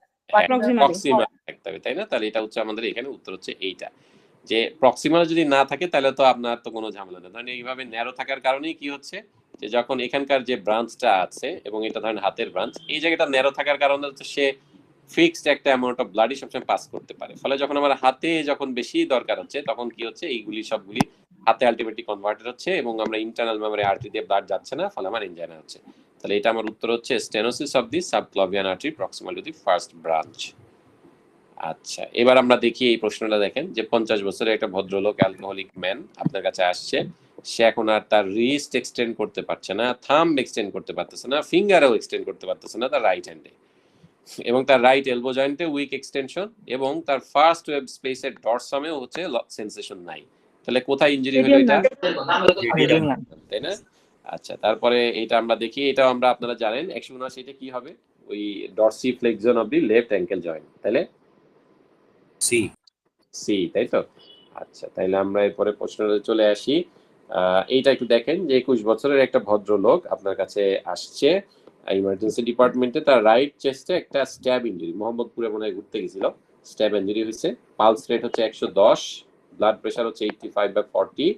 চেস্ট এক্সরেতে আপনি দেখছেন যে তার একটা বড় হিমোথোরাক্স আছে এবং একটা ছোট নিউমোথোরাক্সও আছে। আচ্ছা, এই এত বড় প্রশ্ন এবং আলটিমেটলি আপনার কাছে কি জানতে চাইছে দেখছেন? প্রথম কোনটা রিলিজ হবে? রেনিন রিলিজ হবে, তাই না? আচ্ছা, এই যে দেখেন, এটা আরেকটা খুবই ইম্পর্টেন্ট প্রশ্ন। এই প্রশ্নটাও প্রতিবার থাকে, কিউবিটাল ফসা আর পপলিটিয়াল ফসা রিলেটেড প্রশ্ন। এই কাছাকাছি, এটা এক্স্যাক্টলি না দিলেও কাছাকাছি দিবে। আমরা যখন রিকল সলভ করবো তখন এটা নিয়ে কিছু ডিলেমা আছে, সেগুলো আপনারা নিজেরাই আমাদের কাজ করবেন, আমরা জানি, তখন আমরা এগুলো নিয়ে আলোচনা করব। আচ্ছা, আর এই প্রশ্নটার উত্তরটা এখন দেখেন। আমি 21 বছরের একটা ভদ্রলোক, তার পায়ে স্ট্যাব করা হয়েছে, পপলিটিয়াল আর্টারিটা কাটা পড়ে গেছে, এখন আপনি পিছন দিক দিয়ে এটাকে রিপেয়ার করতেছেন। তাহলে যখন আপনি স্কিন ইনসিশন দিলেন, ফার্স্ট কোন স্ট্রাকচারটা আপনি পাবেন? টিবিয়াল নার্ভ, টিবিয়াল না, আর সবথেকে ডিপেস্টে কি থাকবে? টিবিয়াল আর্টারি, টিবিয়াল আর্টারি সবথেকে ডিপে থাকবে। ওকে, তাহলে আমরা এটা পেয়ে গেলাম। আচ্ছা, ইউরিনারি আর্জেন্সি এন্ড ইনকন্টিনেন্স, তাহলে কোন কোন নার্ভে ঝামেলা হচ্ছে? এক্সটার্নাল স্ফিংক্টার কোনটাতে সাপ্লাই হয়? এটা হচ্ছে পুডেন্ডাল নার্ভ। হ্যাঁ, পুডেন্ডাল নার্ভ। পেলভিক স্প্ল্যানকিংও কিন্তু সেম, S234। এটা আমরা পড়ছি। পেরিনিউরাল ইনভেশন যদি থাকে প্যারোটিড টিউমার, তাহলে এটা কোনটা? Adenoid cystic carcinoma. Adenoid cystic carcinoma. আচ্ছা, এখন এখানে একটু দেখেন যে হচ্ছে যে আমাদের একটা পেশেন্ট, তার হচ্ছে যে রাইট সাইড অফ দ্য হেডে তার ইনজুরি হলো। 2 সপ্তাহ পরে সে দেখছে যে তার ডান চোখ ড্রাই হয়ে গেছে এবং টিয়ার আসতেছে না। তাহলে কোন গ্যাংলিয়ন থেকে এই আমাদের টেরিগোপ্যালাটাইন? ওকে, তাইলে আমরা এরপরেটাতে চলে আসি যে রাইট ইনগুইনাল হার্নিয়া রিপেয়ার করতেছেন জেনারেল অ্যানেস্থেশিয়া দিয়ে রিপেয়ার করা শেষ। আপনি ভাবলেন যে রোগী তো ব্যথা হয়, ওরে একটা লোকাল ইনজেকশন দিয়ে দিন, নার্ভ ব্লক দিলেন, দেখা গেল এখন সে হচ্ছে রাইট লেগে তার উইকনেস। তাহলে কোন নার্ভ ইনজুরি হয়েছে বা কোন নার্ভে যে আপনার অ্যানেস্থেশিয়াটা পড়ছে?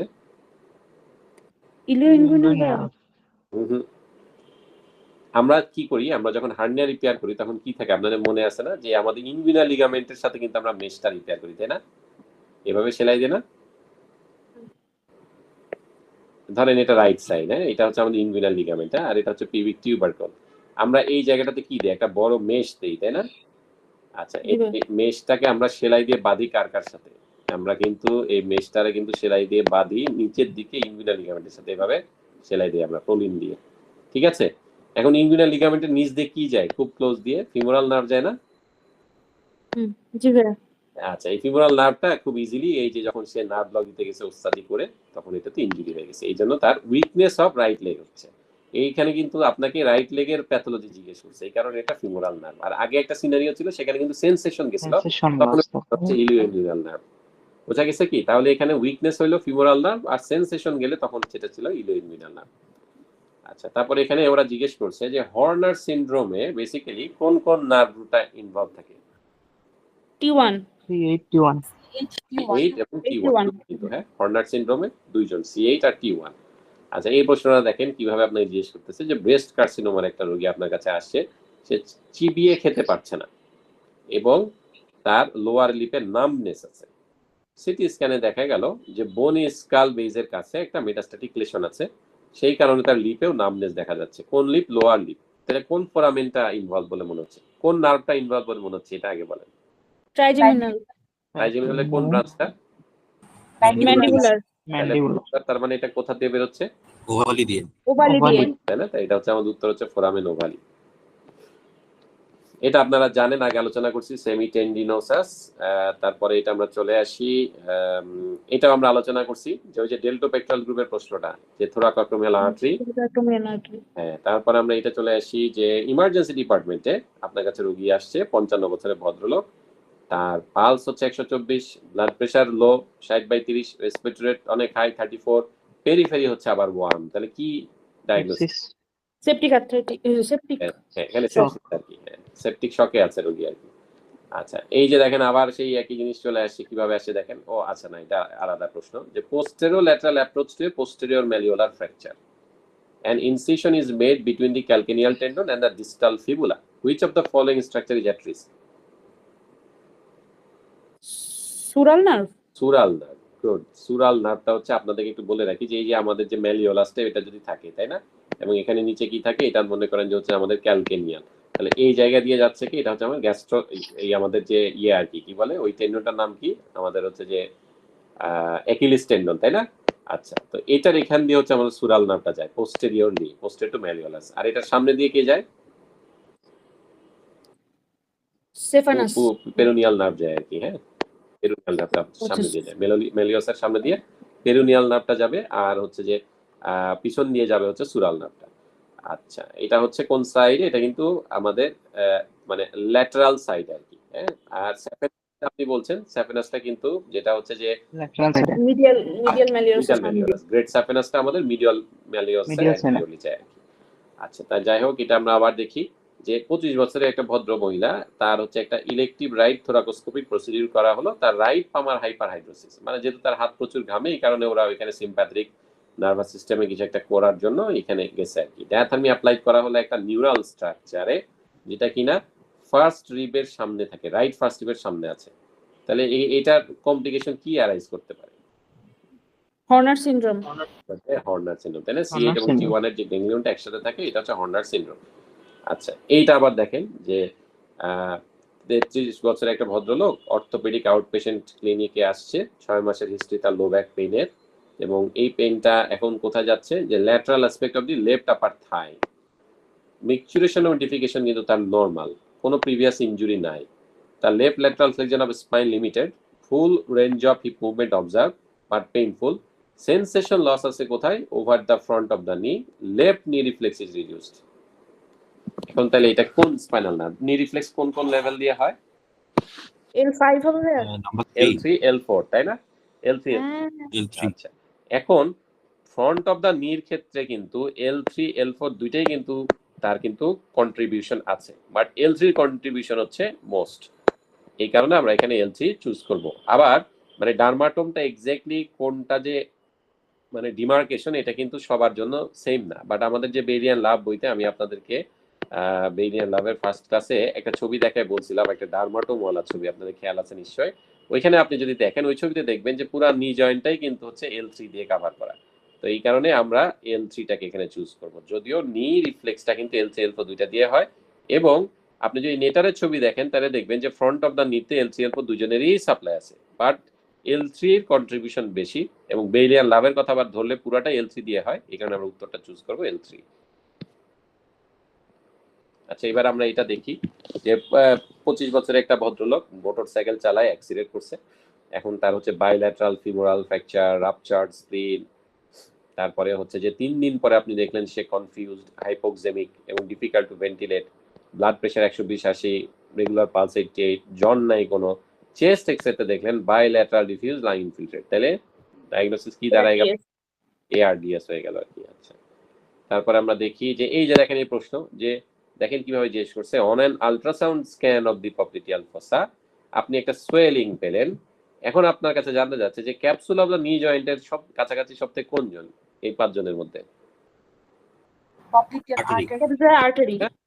ডিপেস্ট স্ট্রাকচারটাকে কত নাটক করে জিজ্ঞেস করছে আর কি। তাহলে উত্তর হচ্ছে পপ্লিটিয়াল আর্টারি। এখন এইটাকে আপনি দেখেন 196, 25 বছরের ছেলে, তারও টুইস্টিং ইনজুরি হয়েছে পায়ে, এবং হচ্ছে যে ইমিডিয়েট সোয়েলিং হয়েছে, এবং সে কন্টিনিউ করতে পারছে না খেলাটা। 6 মাস পর সে এখনো খেলতে পারে না, তার নি আনস্টিডি এবং তার কাছে মনে হয় পুরো নি খুলে যাচ্ছে, তার full range of knee motion আছে, but anterior drawer test positive. তাহলে কি দাঁড়াইলো? Anterior cruciate ligament injury. ACL আচ্ছা, মেনিসকাস ইনজুরিতে কিন্তু ইমিডিয়েট সোয়েলিং হয় না, তাই না? ওটা কিন্তু জি। ডিলেড সোয়েলিং হয়। আচ্ছা, তারপরে আমরা চলে আসি, এইটা আপনারা জানেন, আগে আমরা আলোচনা করছি, এটা হচ্ছে ডাম্পিং সিনড্রোম।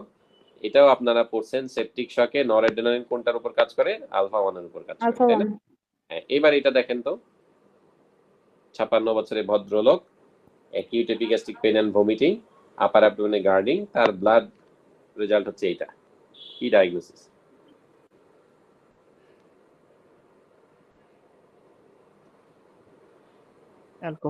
অ্যালকোহল হবে। দেখছেন এখানে গামা গ্লুটামাইল কত? Gamma glutamine. হ্যাঁ, অনেক বেশি, তাই না? তাহলে এটা হচ্ছে অ্যালকোহল। আচ্ছা, এইটা এখন দেখেন যে ইন স্টেজ রেনাল ডিজিজের একটা রোগী, তার হিমোগ্লোবিন 7.2, কি কারণে হয়েছে এটা? ক্রনিক কিডনি ডিজিজ আমাদের কোন ডেফিসিয়েন্সিতে থাকে এর মধ্যে? Erythropoietin deficiency. ইরিথ্রোপয়েটিন। এটা আপনারা পড়ছেন, পোস্টে সার্ফেস দিয়ে আমাদের ইউরেটারের ভিতরে ঢুকে।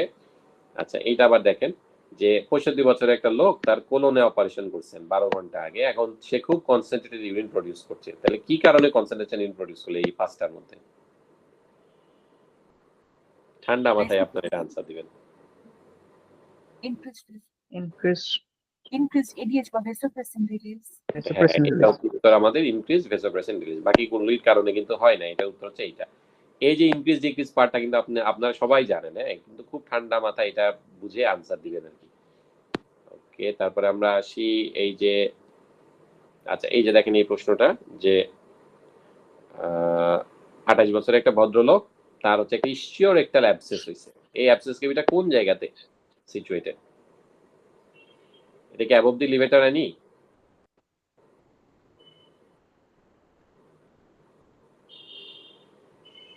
না, তাই না? কারণ এটা তো নিচের দিকে হবে, লিভেটার আনার নিচে থাকবে। বিটুইন কি এক্সটার্নাল ইন্টারনাল স্ফিংক্টার? না।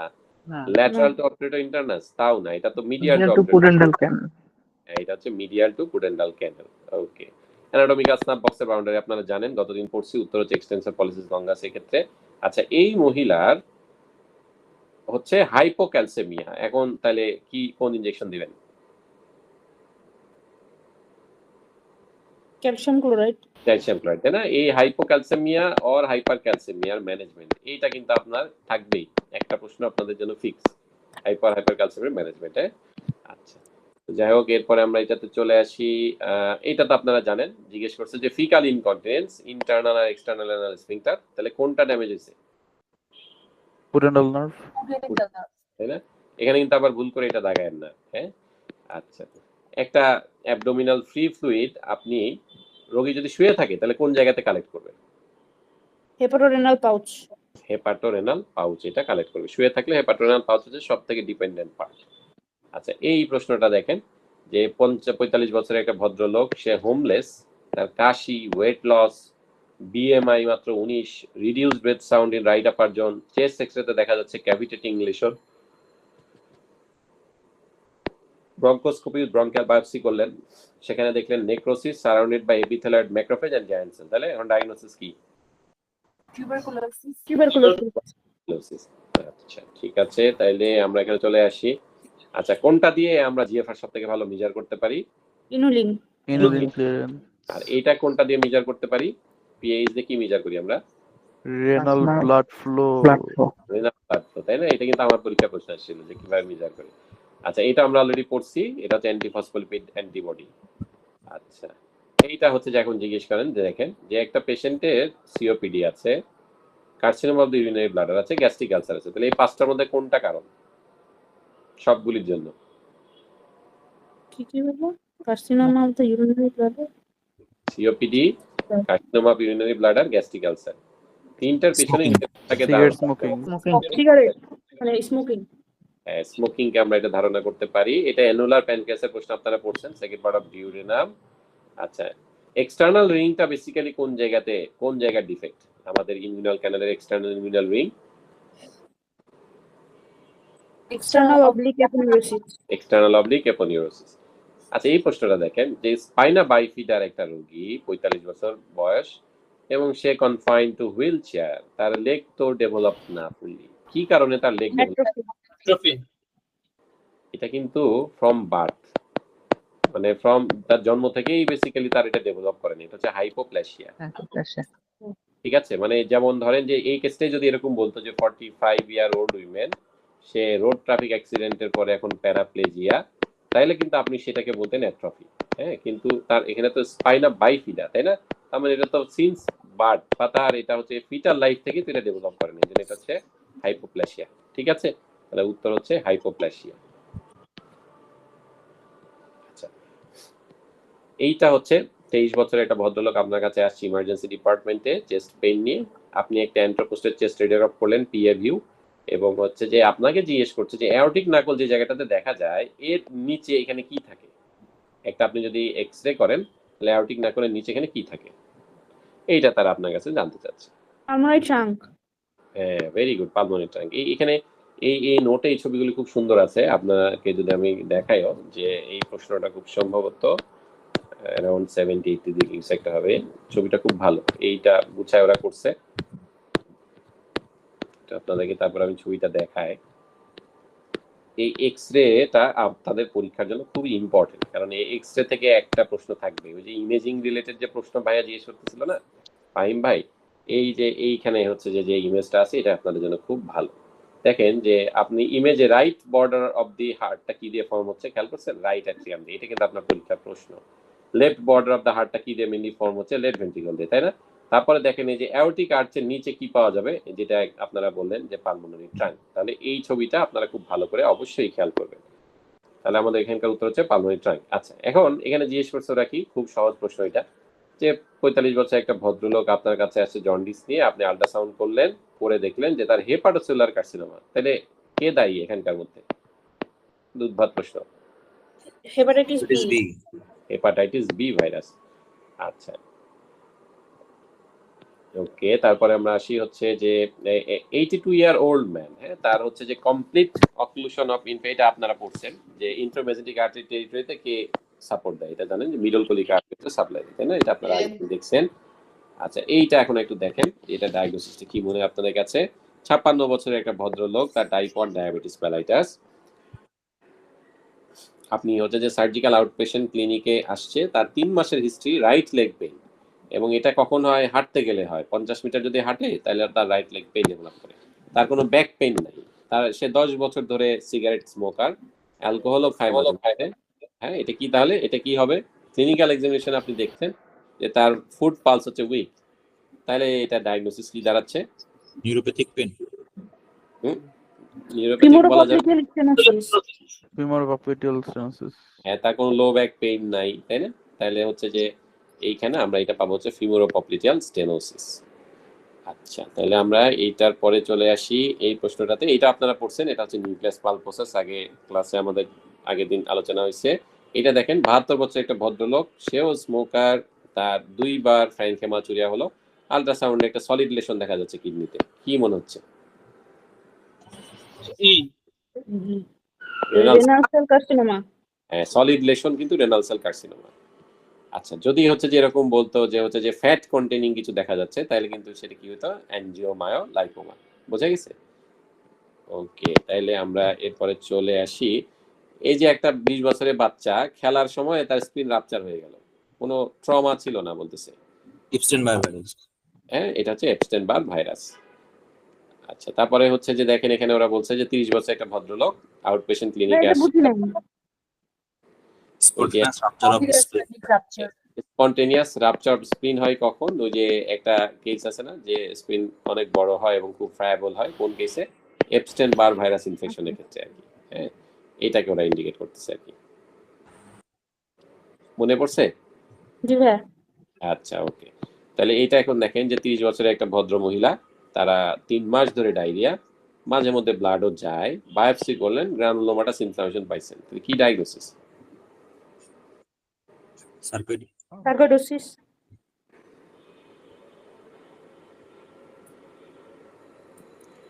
আচ্ছা, আর এর বাইরে ভালো কোনো কারণ নাই? এই যে এত ভালো ভালো ডিজিজ আছে, এগুলি কোনটা চোখে পড়ে? ulcerative colitis, টিবি নাকি? না ডায়রিয়া। এই Ulcerative এই দুইটা। Ulcerative colitis. কিন্তু আলসারেটিভ কোলাইটিসে কি গ্রানুলোমা থাকে? Crohn's disease. কোনটাতে থাকে? ক্রনস ডিজিজে থাকে। তার মানে এত ইম্পর্টেন্ট একটা চার্ট আপনারা ভুলে গেছেন। হ্যাঁ, এই চার্টটা মাস্ট আপনাদের জন্য, এখান থেকে প্রশ্ন আসবেই। বোঝা গেছে? তাহলে এটার উত্তর হচ্ছে ক্রনস ডিজিজ। ওখানে দেখবেন যে ক্রনস ডিজিজে 35% কেসে কিন্তু গ্রানুলোমা থাকে, কিন্তু আলসারেটিভ কোলাইটিস কিন্তু কখনোই গ্রানুলোমা থাকে না। হ্যাঁ, তাহলে আমার এখানে ডায়াগনোসিস হচ্ছে ক্রনস ডিজিজ। তারপরে এইটা একটা অসম্ভব বিখ্যাত প্রশ্ন, সবাই মাথার চুল ছিঁড়ে আর কি এই প্রশ্নের উত্তর দেওয়ার সময়। এবং আসলে মাথার চুল ছেঁড়ার মতো। আপনারা দেখেন আর কি, যে আপনাদের যেটা মনে হবে সেটা আপনারা বলুন। 56 বছরের ভদ্রলোক ইমার্জেন্সিতে আসছে অ্যাক্সিডেন্ট করে। সে স্মোকার, তার হাইপার টেনশন আছে, তার 13 হচ্ছে গ্লাসোকোমা স্কোয়ার। হ্যাঁ, এবং সে নিজেই নিজের এয়ারওয়ে এবং ব্রিদিং মেনটেন করছে। তার একটা ওপেন রাইট ফিমোরাল ফ্র্যাকচার আছে। তার পালস কিন্তু আবার নর্মাল, ডিস্টাল পালস এবং সেন্সেশন নর্মাল। রিসাসিটেশন শুরু করছেন, একটা ক্যাথেটার দিলেন, 250 ml ইউরিন আসছে ইমিডিয়েটলি, কিন্তু পরের 60 মিনিটে তার 10 ml ইউরিন আসছে। এখন এটা কি কারণে তার লো ইউরিন আউটপুট হলো? Blocked catheter. Block catheter. সবাই সবগুলো অপশন দেখে ঠান্ডা মাথায় একটা আমাকে আনসার দেন।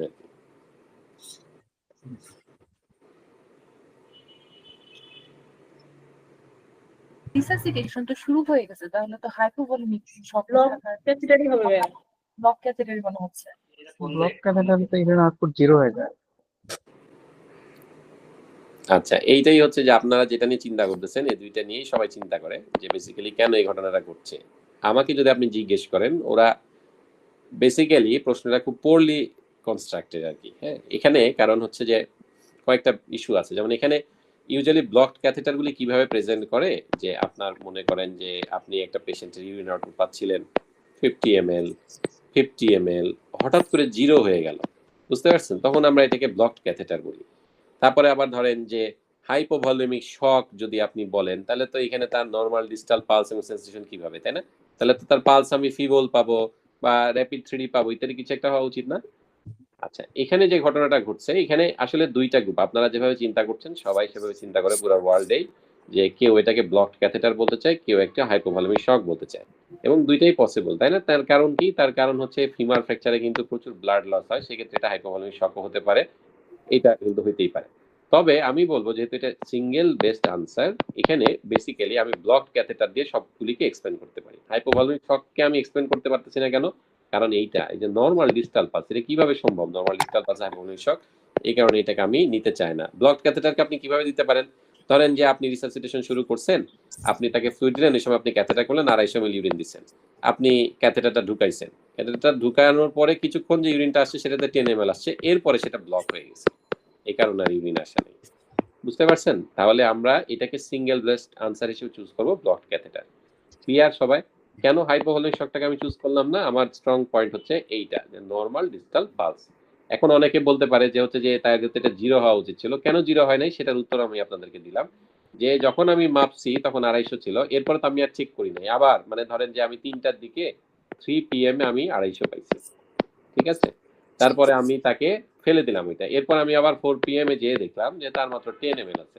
তার মানে কি হইতে পারে, যে 3টা 10 পর্যন্ত হয়তো এটা ফাংশনিং ছিল, এরপর এটা ব্লক হয়ে গেছে। এবং এটা দিয়ে কিন্তু আমরা সবগুলিকে এক্সপ্লেন করতে পারি, কারণ এটা হচ্ছে ব্লকড ক্যাথেটার। ওকে, তাহলে এই সিনারিওতে আমরা চুজ করব তো সাডেন ড্রপ হবে না, মানে মানে ডিগ্রি লেভেলটা, এটা হ্যাঁ। দেখে আমরা বুঝবো সাডেন ড্রপ যেটা হচ্ছে।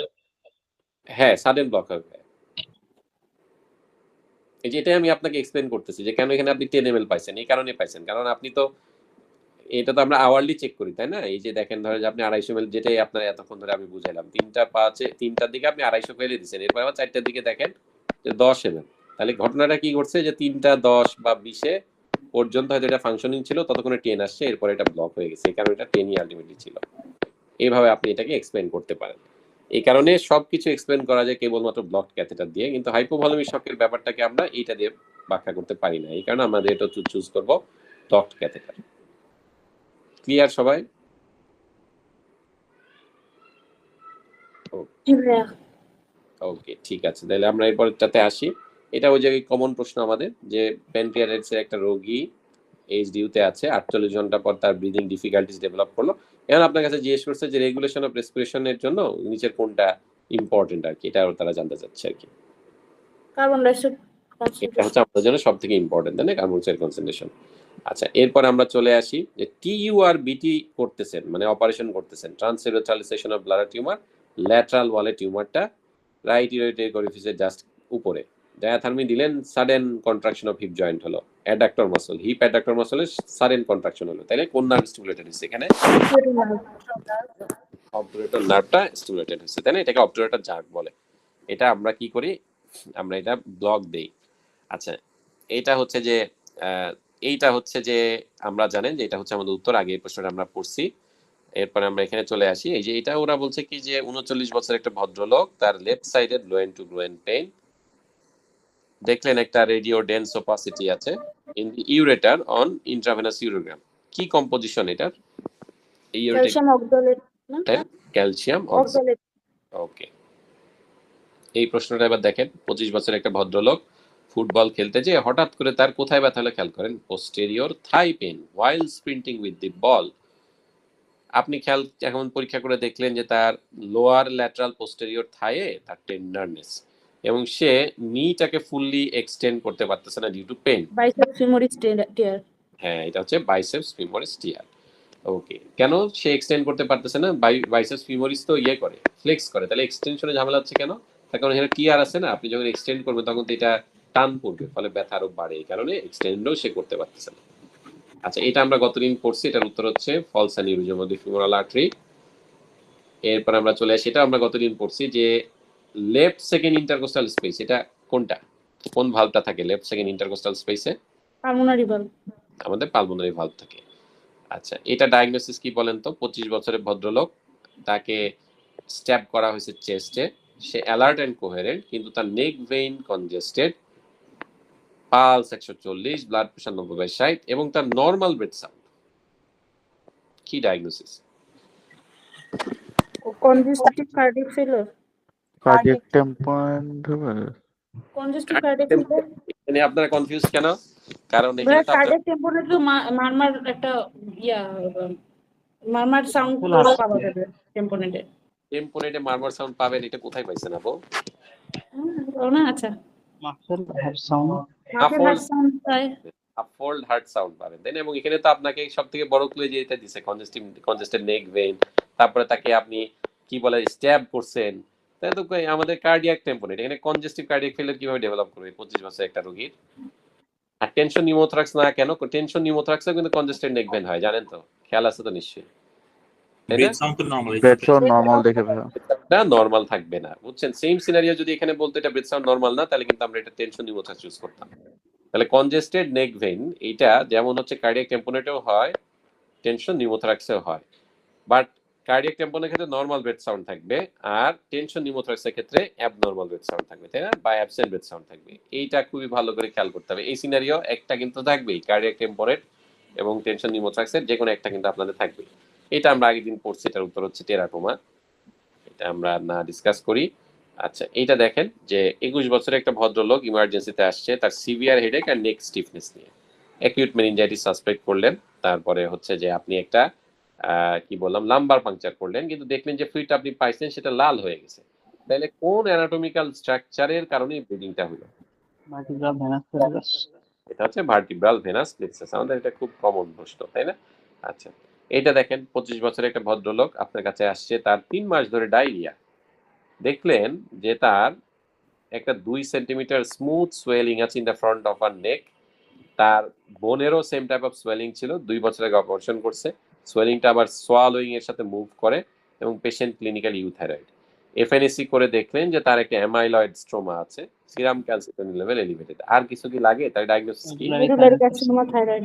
হ্যাঁ, এটা আমরা গতদিন মেডিলান ল্যাব ক্লাসে দেখছিলাম, তাই না, যে মিডুলারি থাইরয়েড কার্সিনোমা। আরেকটা কোনটা পারে এখানে, কোন টিউমার মার্কার?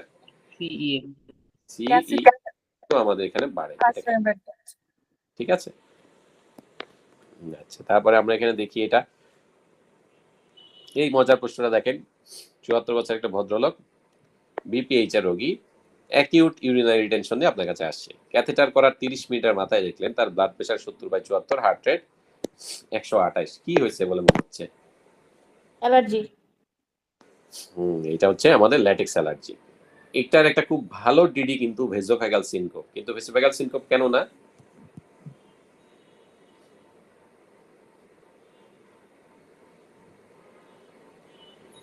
ভাই আরেকবার একটু কি বললেন? বললাম যে এটার একটা খুব ভালো ডিডি কিন্তু ভেসোফ্যাগাল সিনকোপ, কিন্তু ভেসোফ্যাগাল সিনকোপ কেন না এটা জানতে চাচ্ছি। কোশ্চেনে যদি আনকনশাসনেস বা হচ্ছে ফেইন্টিং এর কোনো হিস্ট্রি থাকতো তাহলে আমরা ওটা দিতে পারতাম। সব থেকে ইম্পর্টেন্ট কারণ ভাইয়া এই যে হার্ট রেট, সেটা তো ব্র্যাডিকার্ডিয়া হতো তাইলে, তাই না? বোঝা গেছে? আপনারা আবার দেখবেন অ্যানাফাইল্যাকটিক শকের, সরি অ্যানাফাইল্যাকটিক বলতেছি, কি বলে, আমাদের যে নিউরোজেনিক শকের ক্ষেত্রে হার্ট রেট কিন্তু লো হবে, হার্ট রেটটা কিন্তু লো হবে, তাই না? কারণ ভেসোভ্যাগাল সিনকোপ তো। এবং এটা দেখেন কতক্ষণ পরে হয়েছে, 30 মিনিটস পরে হয়েছে। সেটা কিন্তু আপনি যখন ক্যাথেটার করবেন তখন হবে। তাহলে এই এক্সাক্ট সেম সিনারিওতে যদি বলতো যখন আপনি ক্যাথেটার করতেছেন বা ইমিডিয়েটলি আফটার ক্যাথেটারাইজেশন তার কলাপস করলো রোগী এবং ব্লাড প্রেশারও লো, হার্ট রেটও লো, তাহলে তখন এটা ডায়াগনোসিস হইতো ভেসোভ্যাগাল সিনকোপ। বোঝা গেছে? আর যেহেতু এখানে 30 মিনিটস পরে, তার মানে অ্যালার্জির এই রিঅ্যাকশনটাতে কিছুটা সময় লাগছে এবং একই সাথে আমরা দেখতে পাচ্ছি তার হার্ট রেট বেশি, এই কারণে এটা উত্তর হচ্ছে ল্যাটেক্স অ্যালার্জি। ওকে, তাহলে আমরা এরপরে চলে আসি যে 70 বছর একটা ভদ্রলোক, বেজাল সেল কার্সিনোমা আছে, সেটাকে আপনি লেফট টেম্পল থেকে কেটে ফেললেন। সব থেকে ইম্পর্টেন্ট কোন জিনিসটা এই পাঁচটার মধ্যে? completeness of excision. হ্যাঁ, ভেরি গুড, তাই না? এটা হচ্ছে কমপ্লিটনেস অফ এক্সিশন। কারণ বেজাল সেল কার্সিনোমা হচ্ছে লোকালি ইনভেসিভ। এটাকে যদি আমি কমপ্লিটলি খুলে মানে কেটে ফেলতে পারি তাহলে এটার মেটাস্টেসিস হওয়ার কোনোই সম্ভাবনা নাই বা রিকারেন্স হওয়ার কোনোই সম্ভাবনা নাই। তাহলে এই জন্য এটা হচ্ছে complete excision, completeness of excision. আচ্ছা, এইটা এখন দেখেন যে একটা লিকিং অ্যাওরটিক অ্যাবডোমিনাল অ্যানিউরিজমের আপনি অপারেশন করে রিপেয়ার করলেন। 68 বছরের ভদ্রলোক, 6 ইউনিট ব্লাড পাইছে সে। 2 আওয়ার পরে আপনি পরীক্ষা করে দেখলেন হিমোগ্লোবিন 10, প্লেটলেট মাত্র 40,000, এপিটিটি 36 অনেক বেশি, ফিব্রিনোজেন খুবই কম, ফিব্রিন ডিগ্রেডেশন প্রোডাক্ট বেশি। তাহলে ডায়াগনোসিস কি হচ্ছে? DIC. ডিআইসি ডেভেলপ করছে। আচ্ছা, তাহলে আমরা এটা আবার পড়ছি ওয়ারফেরিন কিভাবে কাজ করে, প্রথম বিন্দুর উপর কাজ করে। এইটা দেখেন তো যে 29 বছরের একটা ভদ্র মহিলা, প্রেগনেন্ট, তার আনকন্ট্রোল লেবার পেইন, তাকে এপিডুরাল দেওয়া হলো পেইন রিলিফের জন্য। এপিডুরালের জন্য নিচের কোনটা true? And epidural puncture should only be performed below the L1 level to avoid damage to the spinal cord. এটা কি true না false? ট্রু এটা। ফলস। Epidural যে কোনো ফলস তো ভাইয়া। হ্যাঁ, এপিডুরাল কোনো জায়গায় দেয়।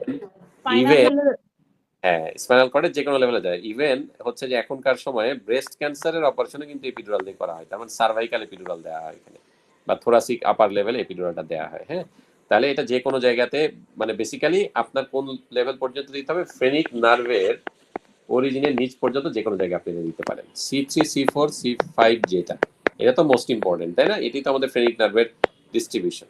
এটার নিচে আপনি যে কোনো জায়গায় স্পাইনাল করে দিতে পারবেন। তার কারণ কি? কারণ এটা দিলে তো আপনার রেসপিরেটরি প্যারালাইসিস হয়ে যাবে, তখন কিন্তু আপনাকে ইনটিউবেশন করতে হবে। বাট নিচের কোনো লেভেলে যদি আপনি দেন তাহলে যেটা হবে, আপনাকে কিন্তু ইনটিউবেশন করা লাগবে না, রোগী অ্যাওয়েক থাকবে এবং আপনার কিন্তু অপারেশনটা করা যাবে। তাহলে এটা রং। আচ্ছা, এটাও তাহলে রং। L4 লেভেল পর্যন্ত এরকম কোনো লেভেল নাই এটা। আচ্ছা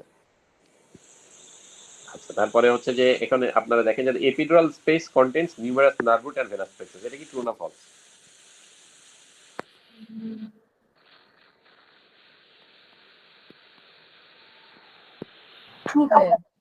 তাই না? তার মানে এটা হচ্ছে আমাদের উত্তর সি। বাকিগুলি বুঝুন ভাজুন কারণ আপনারা দেখতেই পারবেন। আচ্ছা, তারপরে আসি আমরা 28 বছরের একটা ভদ্রলোক মোটরসাইকেল চালায়। দেখেন আমাদের পুরা ফাউজিয়া ভর্তি মোটরসাইকেল অ্যাক্সিডেন্ট, তার মানে রয়্যাল এনফিল্ড কেনা যাবে না। তারপরে তার একটা ক্লোজ আইসোলেটেড ইনজুরি আছে রাইট লেগে। রেডিওগ্রাফে আপনি দেখতে পাচ্ছেন তার সেগমেন্টাল ফ্র্যাকচার অফ টিবিয়া এবং ফিবুলা, ইন্ট্রামেডুলারি নেইলিং দিলেন টিবিয়াতে। 6 hours following the operation, he complains of severe calf pain which does not respond to analgesic. Movement of toe severely increased with pain. তাহলে I get to see. Compartment centre range intracompartment. এটা আমরা পড়ছি আগের দিন। ভদ্র মহিলা যদি এভাবে আসে এটাকে হাইপারক্যালসেমিয়া, আগের দিন আলোচনা হয়েছে। হ্যাঁ, শোনা যাচ্ছে না কিছু। এখন শোনা যাচ্ছে? হ্যালো। জি ভাই। আচ্ছা, during recovery from varicose vein surgery 35 বছরের একটা ভদ্র মহিলা দেখলেন যে তার ডরসিফ্লেক্সন অফ দি অ্যাঙ্কেল হচ্ছে উইক। ফিজিক্যাল এক্সামিনেশন আবার দেখছেন যে তার ডরসাম অফ দ্য ফুটে অ্যাবসেন্ট সেন্সেশন। তাহলে ইনজুরি হচ্ছে কোথায়?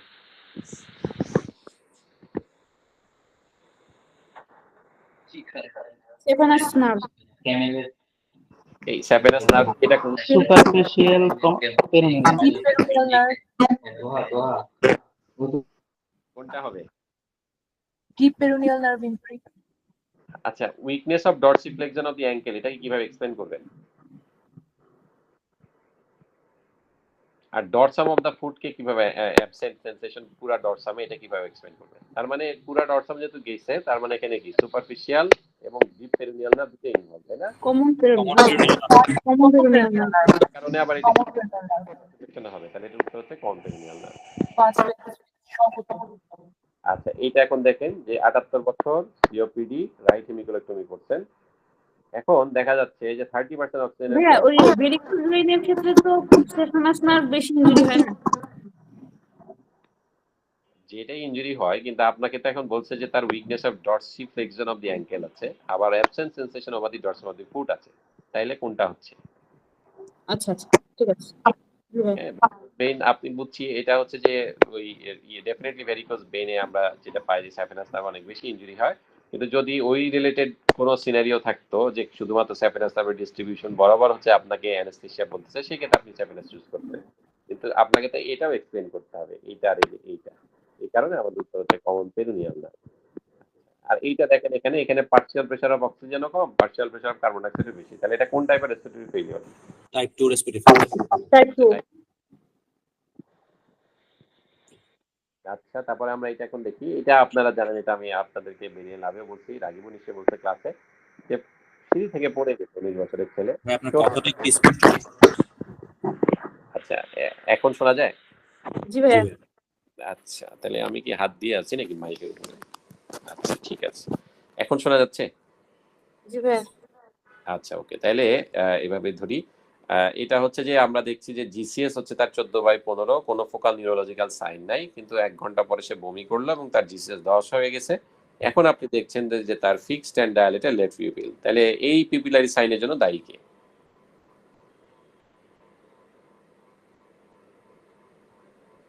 Compression of Edinger Westphal nucleus. Oculomotor nerve. হ্যাঁ, আপনাদের আমি দেখাইছিলাম না যে ছবি, যে টেন্টোরিয়াম সেরিবেলের হার্নিয়েশনের সময় অকুলোমোটর নার্ভটা কিন্তু আমাদের কম্প্রেশন হয়। যেহেতু এখানে বেসিক্যালি কিন্তু দেখেন যে তার যে সিমটম গুলি সেগুলি কিন্তু রেজড ইন্ট্রাক্রেনিয়াল প্রেসারের সিমটম, তাই না?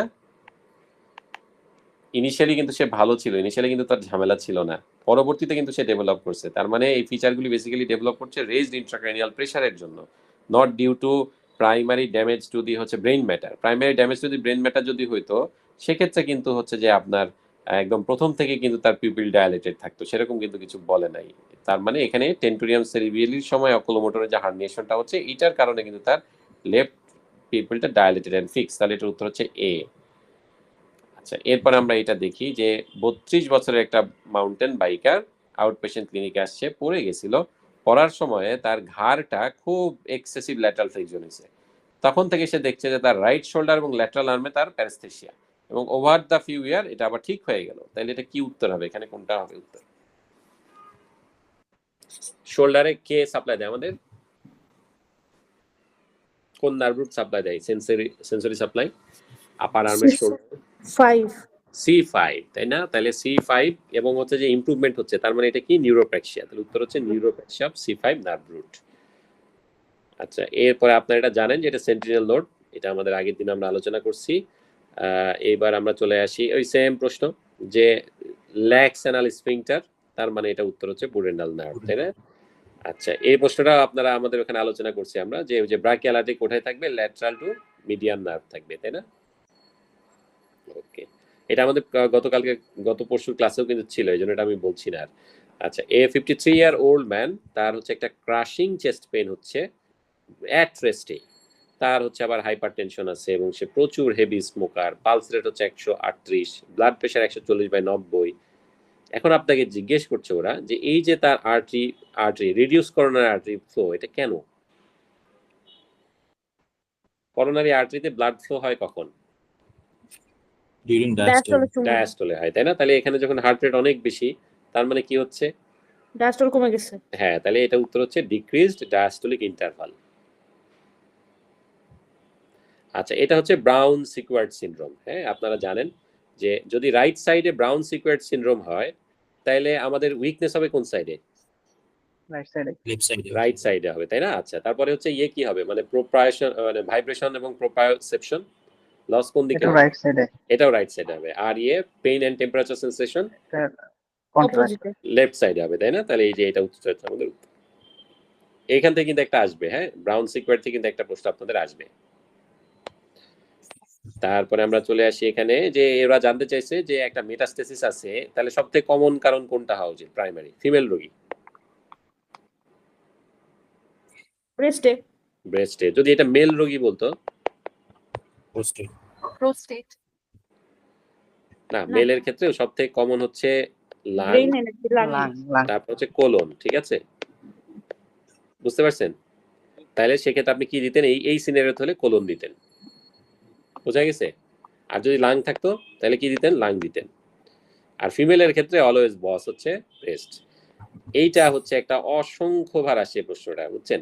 এই যে এটা যে 74 বছর একটা ভদ্রলোক, তার পালসেটাইল সোয়েলিং আছে, তার প্রিন্সিপাল অ্যাবনরমালিটি দেখা যাচ্ছে যে তার একটা আর্টেরিয়াল অ্যানিউরিজম আছে। তাহলে এখানে কোনটার ঝামেলার কারণে অ্যানিউরিজমটা হয়? ইন্টিমাল রিলেশনটা লস হয়ে যায়। এটা কিন্তু আমাদের নোটে একদম মার্ক করে দেয়া আছে রেড কালারে। Medial elastin.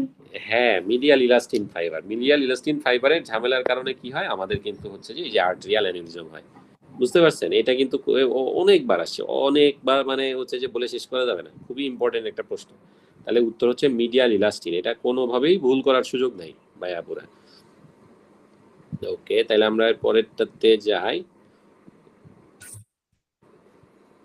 আচ্ছা, এটা এখন দেখেন তো যে থাইরয়েড গ্ল্যান্ডে সোয়েলিং, তার সাথে লিম্ফ নোড এনলার্জ, তাহলে ডায়াগনোসিস কি? প্যাপিলারি। থাইরয়েড গ্ল্যান্ডের লিম্ফোডেলা প্যাপিলারি। প্যাপিলারি কার্সিনোমা, তাই না? আচ্ছা, তারপরে এটা আমরা গতদিন পড়ছি যে যদি পজিটিভ প্রেসার থাকে হেড ইনজুরিতে, আপনি হেড ইনজুরি রোগীকে আপনি কি করলেন? ভেন্টিলেট করলেন পজিটিভ প্রেসার দিয়ে। তাহলে এখানে কোনটা হবে? গতকালে কিন্তু বলছিলাম ফিক্সড কার্ডিয়াক প্রিলোড হবে। এইটা হবে উত্তর আমাদের। আচ্ছা, বমি করতেছে প্রচুর, একটা 70 বছরের ভদ্রলোক 1 সপ্তাহ ধরে বমি করতেছে, তাহলে কোনটা ডেভেলপ করবে এখানে? হাইপোক্লোরিমিক অ্যাসিডোসিস। বমি করছে অ্যালকালোসিস। তাহলে কোনটা উত্তর হবে? এইটা, তাই তো? হাইপোক্যালামিক। আচ্ছা, এরপরে আমরা আসি এখানে যে 22 বছরের একটা ভদ্রলোক, এটা আপনারা পড়ছেন যে মেইনলি জানতে যাচ্ছে যে ইন্টারকোস্টাল স্পেসের যে ব্লিডিং হয় নিউমোথ্রাক্সের পরে আমরা যদি চেস্ট এন্ট্রিপ দেয়, সেটা কোথা থেকে আসে? এটা মেইনলি ইন্টারকোস্টাল আর্টারি। আর এইটা কোথা থেকে আসে? রাইট আইলেট পালমোনারি আর্টারিটা। এটা অসংখ্যবার আসছে, জানেন? এই যে এই প্রশ্নটা প্রচুর বার আসছে। আচ্ছা, তারপরে হচ্ছে যে এইটা দেখেন যে fetal সার্কুলেশনে majority of the blood passing from the inferior vena cava into the right atrium subsequently passes next into which? কোথায় যায় ওরা? লেফট অ্যাট্রিয়ামে, তাই না? ওরা রাইট ভেন্ট্রিকলটারে কিন্তু বাইপাস করে ফেলে। আচ্ছা, তারপরে এই একই প্রশ্ন, আনএবল টু ফ্লেক্স ডিআইপি, তাহলে কি হবে এটা? প্রোফান্ডাস, তাই না? এইটা এবার একটু দেখেন, এইটা একটা ভালো প্রশ্ন যে 39 বছর একটা ভদ্র মহিলা আসছে একটা ওভারিয়ান মাস নিয়ে, আপনি তাকে সেটা রিমুভ করলেন সার্জিক্যালি, এবং হচ্ছে ল্যাটারাল পেলভিক ওয়ালের লিম্ফ নোডগুলিও কাটলেন। 4 দিন পরে সে বলছে যে তার গ্রোয়েন এরিয়াতে একটা পেইনফুল স্প্যাজমের মতো মনে হয় এবং তার মিডিয়াল সাইড অফ আর থায়ে নামনেস আছে। কিভাবে এক্সপ্লেইন করবেন এটাকে? Genitofemoral nerve. না, এটা হচ্ছে অপারেটর নার্ভ। এই যে অবটুরেটর নার্ভ সবসময় মাথায় রাখবেন যে এটা যদি পা হয় তার, হ্যাঁ, এই যে এটা যদি হাঁটু হয়, এটা পা হয়, তাহলে এই যে আমাদের যে পাটা আর কি, এই পাটার মিড পার্টে মিডিয়ালি হচ্ছে যে তার কিন্তু নামনেস হবে এবং এটাই কিন্তু এখানে তারা বলছে যে medial side of her thigh, mid পার্টে। হ্যাঁ, এই জন্য এটা হচ্ছে অবটুরেটর নার্ভ। এবং ওভারিয়ান বেড, ওভারিয়ান ফসাতে কি থাকে? অবটুরেটর নার্ভ থাকে না, এই জন্য এটা হচ্ছে obturator nerve.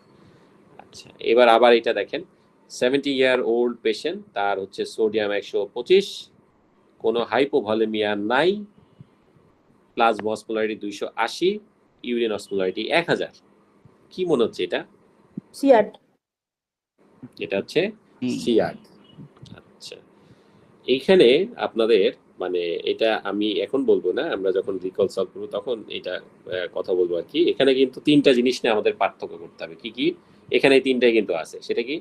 Central diabetes insipidus, cerebral salt wasting syndrome আর এডিএইচ। এটার ক্ষেত্রে উত্তর হচ্ছে যে এডিএইচ। সেটা আমরা বুঝতে পারতেছি কেন, যে তার ইউরিন অসমোলারিটি কিন্তু অনেক হাই, তাই না? তার কারণ সে বেসিক্যালি সব ওয়াটার তো রিঅ্যাবজর্ব করে ফেলতেছে। ওয়াটার রিঅ্যাবজর্ব করার জন্য প্লাজমা অসমোলারিটি কিন্তু 300 থেকে কিছুটা কমে 280 হয়েছে। আর ওভারঅল সোডিয়ামও কি দেখা যাচ্ছে? কম দেখা যাচ্ছে। এই কারণে এটার উত্তর হচ্ছে সিয়ার্ড। এটা আপনারা জানেন যে আমরা যদি আমার স্পিনেক্টমি করতে চাই তাহলে পোস্ট অ্যাবডোমিনাল ওয়াল থেকে কোনটারে কাটতে হবে? লিনোরেলান। লিনোরেনাল লিগামেন্টকে আমাদের কাটতে হবে। এটাও আমরা গতদিন আলোচনা করছি যে স্প্লেনোমেগালিতে কেন থ্রম্বোসাইটোপেনিয়া হয়। উত্তর হচ্ছে platelet destruction in the spleen. হ্যাঁ, আচ্ছা, এখানে ডায়াগনোসিসটা হচ্ছে যে সিস্টিক ফাইব্রোসিস যদি আপনি ডায়াগনোসিস করতে চান, দেখেন কিভাবে সিনারিওটা দিছে। 7 বছরের একটা বাচ্চা, তার রিকারেন্ট অ্যাটাক অফ নিউমোনিয়া হচ্ছে, কালচারে খালি সিউডোমোনাস পাচ্ছেন এবং তার মিকোনিয়া মাইলিয়াসও ছিল নিউনেটাল পিরিয়ডে। তাহলে ডায়াগনোসিস কি? সিস্টিক ফাইব্রোসিস, তাই না? এটা নিয়ে তো কারো কোনো কনফিউশন নাই। আচ্ছা, এখন এটা ডায়াগনোসিস করার জন্য নিচের কোনটা দেখতে হবে আমাদের?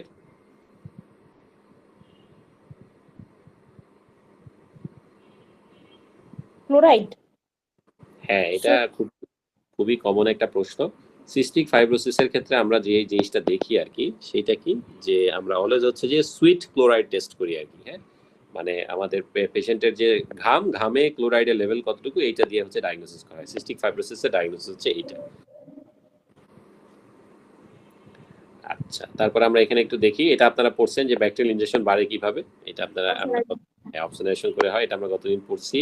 তারপর ইরেকটাইল ডিসফাংশন, তার মানে রোগীর কি আছে? পেলভিক স্প্ল্যান্টিনেগের ঝামেলা, এটা আপনারা জানেন। এইটা এখন দেখেন যে 15 বছর বাচ্চার বয়স, টিউবারকুলোসিস ছিল 6 মাস ধরে, এখন সে আসছে fatigue, loss of appetite, weight loss, blood pressure দেখলেন, হাইপোটেনশন, ইনক্রিজ পিগমেন্টেশন। তাহলে নেক্সট টেস্ট কি করবেন? ACTH stimulation test. এটা নিয়ে তো কারো কোনো সন্দেহ নাই, যেটা হচ্ছে Addison's disease. Addison's disease diagnosis করার জন্য, এডিসনস ডিজিজ মানে কি? এখানে আমার যে অ্যাড্রেনাল কর্টেক্স, এটার সবগুলি হরমোন হচ্ছে এখানে ডিপ্রেসড। তাহলে এটা ডায়াগনোসিস আমরা করি কি? এসিটিএইচ স্টিমুলেশন টেস্ট, সাইনাকথেন টেস্ট, এগুলি বিভিন্ন নাম আছে। এই এসিটিএইচ স্টিমুলেশন টেস্ট দিয়ে আমরা এটা করতে পারি। এটা আমরা জানি কোলনিক ডাইভার্টিকুলার ডিজিজ, আগের দিন আলোচনা করছি। আচ্ছা, 30 বছরের একটা ভদ্রলোক, তাকে মাথায় হাতুড়ি দিয়ে বাড়ি দিলেন, তারপরে তার হচ্ছে ভার্টেক্স একটা ডিপ্রেসড ফ্র্যাকচার হইলো এবং স্কাল থেকে প্রফিউজ ভেনাস ব্লিডিং হচ্ছে। তাহলে কোথা থেকে ব্লিডিং সোর্সটা কি? সাজেটাল সাইনাস। এটা হচ্ছে সুপিরিয়র সাজেটাল সাইনাস। আচ্ছা, এটা আমরা পড়ছি যে কার্ডিয়াক মানে ট্রান্সপ্ল্যান্টের পরে রোগী যখন এক্সারসাইজ করে তখন ইনক্রিজ অ্যাট্রিয়াল ফিলিং এর কারণে কিন্তু কি হয়? তার হচ্ছে যে আমাদের স্ট্রোক ভলিউম বাড়ে আর কি। আচ্ছা, এইখানে দেখেন জিজ্ঞেস করছে কি, যে 18 বছরের একটা ভদ্র মহিলা 9 মিটার উপর থেকে পড়ে গেছে, তার 2 বছর আগে রেনাল ট্রান্সপ্ল্যান্ট হয়েছিল, ইমার্জেন্সিতে আনলেন, আনার পরে রিসাসিটেশন করা হলো, অ্যাপ্রোপ্রিয়েট অ্যানালজেসিয়া দেওয়া হলো। আচ্ছা, নিচের কোন অ্যানালজেসিয়াটা দিলে আপনার এখানে রেনাল ফাংশনটা এফেক্টেড হবে?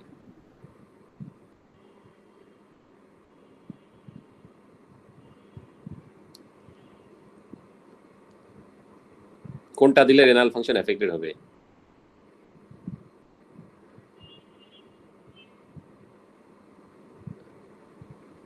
Morphine, diclofenac. সবগুলো এডিসিডস। হায় হায়, আপনারা এটা নিয়ে এত কনফিউজ কেন? এনএসএই দিলে না হবে, তাই না? তাহলে এই 3টা তো বাদ। এই তিনটা তো বাদ। প্যারাসিটামল তো কি, এটা হচ্ছে যে সেন্ট্রালি অ্যাক্টিং, তাহলে আমার বাকি থাকে ডাইক্লোফেনাক। ডাইক্লোফেনাকের কারণে এটা হচ্ছে মোস্ট লাইকলি যেটা হচ্ছে রেনাল ফাংশনটাকে অ্যাডভার্সলি এফেক্ট করতে পারে, তাহলে এটার উত্তর হচ্ছে ডাইক্লোফেনাক, NSAID। এই প্রশ্নটার এখন উত্তর দেন তো দেখি আপনারা। ৭৭ বছরের ভদ্রলোক, অ্যাকিউট ইউরিনারি রিটেনশন নিয়ে আসছে, secondary to benign prostatic hypoplasia. Catheter দিলেন, দেখলেন যে ফ্রি ফ্লো অফ ইউরিন আসতেছে। নিচের কোন কারণটা, মানে which of the following best accounts for the action of counter current multiplier mechanism that leads to the concentration of urine in the loop of Henle? নিচের কোনটার কারণে হচ্ছে লুপ অফ হেনলির কনস্টিটিউশন হয়? তার আগে আমাকে বলেন যে আমাদের মানে এই যে একটা যে নেফ্রন, এই নেফ্রনের কোন পার্টটা বেসিক্যালি হচ্ছে যে মানে impermeable to water? Loop of Henle. Ascending limb of loop of Henle. হ্যাঁ, ওইটার মধ্যে আবার থিন পার্ট থিক পার্ট আছে না, কোনটা থিন না থিক? থিন পার্টটা। না ম্যাডাম, থিক পার্টটা। ও। Thick ascending limb of loop of হেনলিটা হচ্ছে আমাদের একদম ইমপারমিয়েবল টু ওয়াটার। আচ্ছা, এখন আমাদের যে যে কাউন্টার কারেন্ট মাল্টিপ্লায়ার মেকানিজম যেটা আছে, হ্যাঁ, এইটা হচ্ছে কি হয় বেসিক্যালি এখানে দুইটা ঘটনা ঘটে। এই জায়গাতে আমাদের কিছু অ্যাক্টিভ পাম্প থাকে, হ্যাঁ, এবং এই পার্টটুকু কি করে অ্যাক্টিভলি সোডিয়াম ক্লোরাইড এখান থেকে বের করে দেয়, বুঝতে পারছেন? আবার এটা কিন্তু কমপ্লিটলি ইমপারমিয়েবল টু ওয়াটার। এই দুইটাই হচ্ছে প্রধানতম কারণ যে কারণে কি হয় কাউন্টার কারেন্ট মাল্টিপ্লায়ার মেকানিজমটা কাজ করে। তাহলে আমরা এখানে দেখতে পাচ্ছি আমাদের যে পয়েন্টগুলি আছে, এইটা আমরা পাচ্ছি একটা যে impermeability to water in thick ascending limb, এটা তাহলে ট্রু, তাই না? আবার এটারেও তো মনে হচ্ছে ট্রু, তাই না, যে permeability to solute in thick ascending limb. আচ্ছা, এখানে তাহলে আপনি উত্তর কোনটা চুজ করবেন? আপনি অবশ্যই চুজ করবেন হচ্ছে B, impermeability to water in thick ascending limb. কেন বললাম? তার কারণ আমাদের থিক অ্যাসেন্ডিং লিম যেটা, এই থিক অ্যাসেন্ডিং লিঙ্কটা বেসিক্যালি নরমালি পারমিয়েবল না, এটা কিন্তু একটা আমাদের সোডিয়াম ক্লোরাইড ট্রান্সপোর্টার আছে দেখে পারমিয়েবল। তার মানে এখান থেকে যে সোডিয়াম ক্লোরাইড বের হয় এটা কিন্তু নরমাল পারমিয়েবিলিটির কারণে বের হয় না, এটা বের হয় অ্যাক্টিভ ট্রান্সপোর্টের কারণে, অ্যাক্টিভ ট্রান্সপোর্টের কারণে। এই কারণে এইটা অসংখ্যবার আসছে, এইটাকে সবাই হচ্ছে বি অথবা ডি নিয়ে কনফিউজ থাকে। ডি কোনোভাবেই হবে না, হ্যাঁ, এটা হবে B, impermeability to water in thick ascending limb. বোঝা গেছে? যদি পুরাটা আপনাদের মাথায় মানে এটা আসলে আমরা যেহেতু ডিটেল এটা আমরা ডিসকাস করি নাই, কারণ হচ্ছে যে খুব নেসেসারি না, কিন্তু এই প্রশ্নটা অনেকবার আসে এবং অবশ্যই মাথায় রাখবেন যে কাউন্টার কারেন্ট মাল্টিপ্লায়ার মেকানিজমের প্রধান কারণ হচ্ছে দুইটা বেসিক্যালি। এটা একটা হচ্ছে যে thick ascending limb of the loop of Henley, এটা ওয়াটারের সাথে ইমপারমিয়েবল যেটা, আর এখান থেকে অ্যাক্টিভ ট্রান্সপোর্ট হয় সোডিয়াম ক্লোরাইডের। সোডিয়াম ক্লোরাইড বা সলিউট, সোডিয়াম ক্লোরাইড তো ইটসেলফ হচ্ছে একটা সলিউট, তাই না? তার মানে এটা কিন্তু সলিউটের প্রতি নরমালি পারমিয়েবল না, বরং এটা অ্যাক্টিভ ট্রান্সপোর্ট হয় সলিউটের, তাইলে হচ্ছে যে এখানে আমাদের এই কাউন্টার কারেন্ট মাল্টিপ্লায়ার মেকানিজমটা কাজ করতে পারে। তাহলে এইটা হচ্ছে আমাদের উত্তর, এইটা নয়। এইটা আমরা গতদিন আলোচনা করছি 274, এখানে মাল্টিপল অস্টিওলাইটিক লেশন পাওয়া যায় মাল্টিপল বায়োলোপাতে। তারপরে হচ্ছে যে এইখানে একটু দেখেন, এটা যে 56 বছরের একটা ভদ্রলোক তার আইলিয়াম রিসেকশন করলেন। আচ্ছা, নিচের কোনটা পোস্ট অপারেটিভলি আপনি পাবেন? বাইল সল্ট সিনথেসিস কি কমে যাবে? না। আচ্ছা, বাইল সল্ট কোলনে কি বাইল সল্ট কমে যাবে? তাও না। বাড়বে, তাই না? জি। আচ্ছা, তাহলে এটা কি হবে? ডি হবে ভাইয়া। হ্যাঁ, ডি হবে। ডি। ভিটামিন B12 হচ্ছে যে আমাদের কমে যাবে, রিঅ্যাবজর্পশন এইটা হবে আর কি। তারপরে আমরা এটা দেখি, এইটা এবার দেখেন ওই সেম সিনারিও, কিন্তু 45 বছরের একটা ভদ্র মহিলা, ইমার্জেন্সি স্প্লেনেক্টমি করা হলো, ট্রমাটিক রাপচার অফ স্প্লিন হয়েছে, তাকে আপনি একটা left subclavian central venous pressure line create করলেন ফ্লুইড থেরাপি দেওয়ার জন্য। দেওয়ার পরে দেখা গেল সে ডিস্ট্রেসড এবং dyspnoeic, blood pressure 75/40, decrease breath sound on the left, temperature 35.5। তাহলে ডায়াগনোসিস কি? Tension pneumothorax. অ্যানাফাইল্যাক্সিস ডেভেলপ করছে? না ভাইয়া, এটা টেনশন নিউমোথোরাক্স। এই যে দিছে লেফট সাইডে, আপনি সিবিপি দিছেন, দেওয়ার সাথে সাথে সে ডিস্ট্রেস হয়ে গেল, ডিসপ্নিক হয়ে গেল, তা আপনি পরীক্ষা করে পেলেন decreased breath sound on the left, তার এটা টেনশন নিউমোথোরাক্স। Tension pneumothorax. হ্যাঁ, এটা হচ্ছে টেনশন নিউমোথোরাক্স। এটা আপনারা জানেন, ভিটামিন সি, এটা বলার কিছু নাই। আচ্ছা, এইটা আবার দেখেন যে 19 বছরের একটা ভদ্রলোক, সে ওই যে সিঁড়ি থেকে পড়ে গেছে, ইমার্জেন্সিতে আসছে, 14/15, কোনো নিউরোলজিক্যাল সাইন নাই, 1 ঘন্টা পর বমি করলো, 10 হয়ে গেল জিসিএস। এখন তার fixed and dilated left pupil, তাহলে স্ক্যানে আপনি কোনটা পাবেন? লেফট সাইডে পিউপিল ডায়ালেটেড। লেফট সাইডের extradural haematoma. Very good, left সাইডে এক্সটার্নাল হেমাটোমা। সবসময় মাথায় রাখবেন যে যেই সাইডে আপনার পিউপিল ইনভলভ সেই সাইডেই বেসিক্যালি ড্যামেজটা হয়েছে, কারণ ওই সাইডেই টেন্টোরিয়াল হার্নিয়েশনের সময় অকুলোমোটর নার্ভটা চাপ খেয়ে আমাদের এই পিউপিলটা ডায়ালেটেড হয়ে গেছে। তারপরে এইটা এখন দেখেন যে 70 বছরের একটা ভদ্র মহিলা, তার ওজন হচ্ছে 50 কেজি, কোলেসিস্টেক্টমি করলো। পোস্ট অপারেটিভ পেইন রিলিফ করার জন্য আপনি রোগীকে মরফিন দিলেন। 24 ঘন্টা পরে দেখলেন সে agitated, confused, temperature 37, pulse 90, blood pressure 110/80, urine output 35 ml, arterial blood গেছে। আপনি এই ফাইন্ডিংসটা পাচ্ছেন, আপনার ডায়াগনোসিস কি?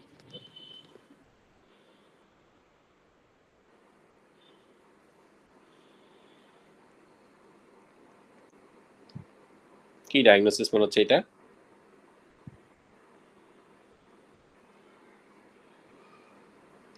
opioid induced hypoventilation।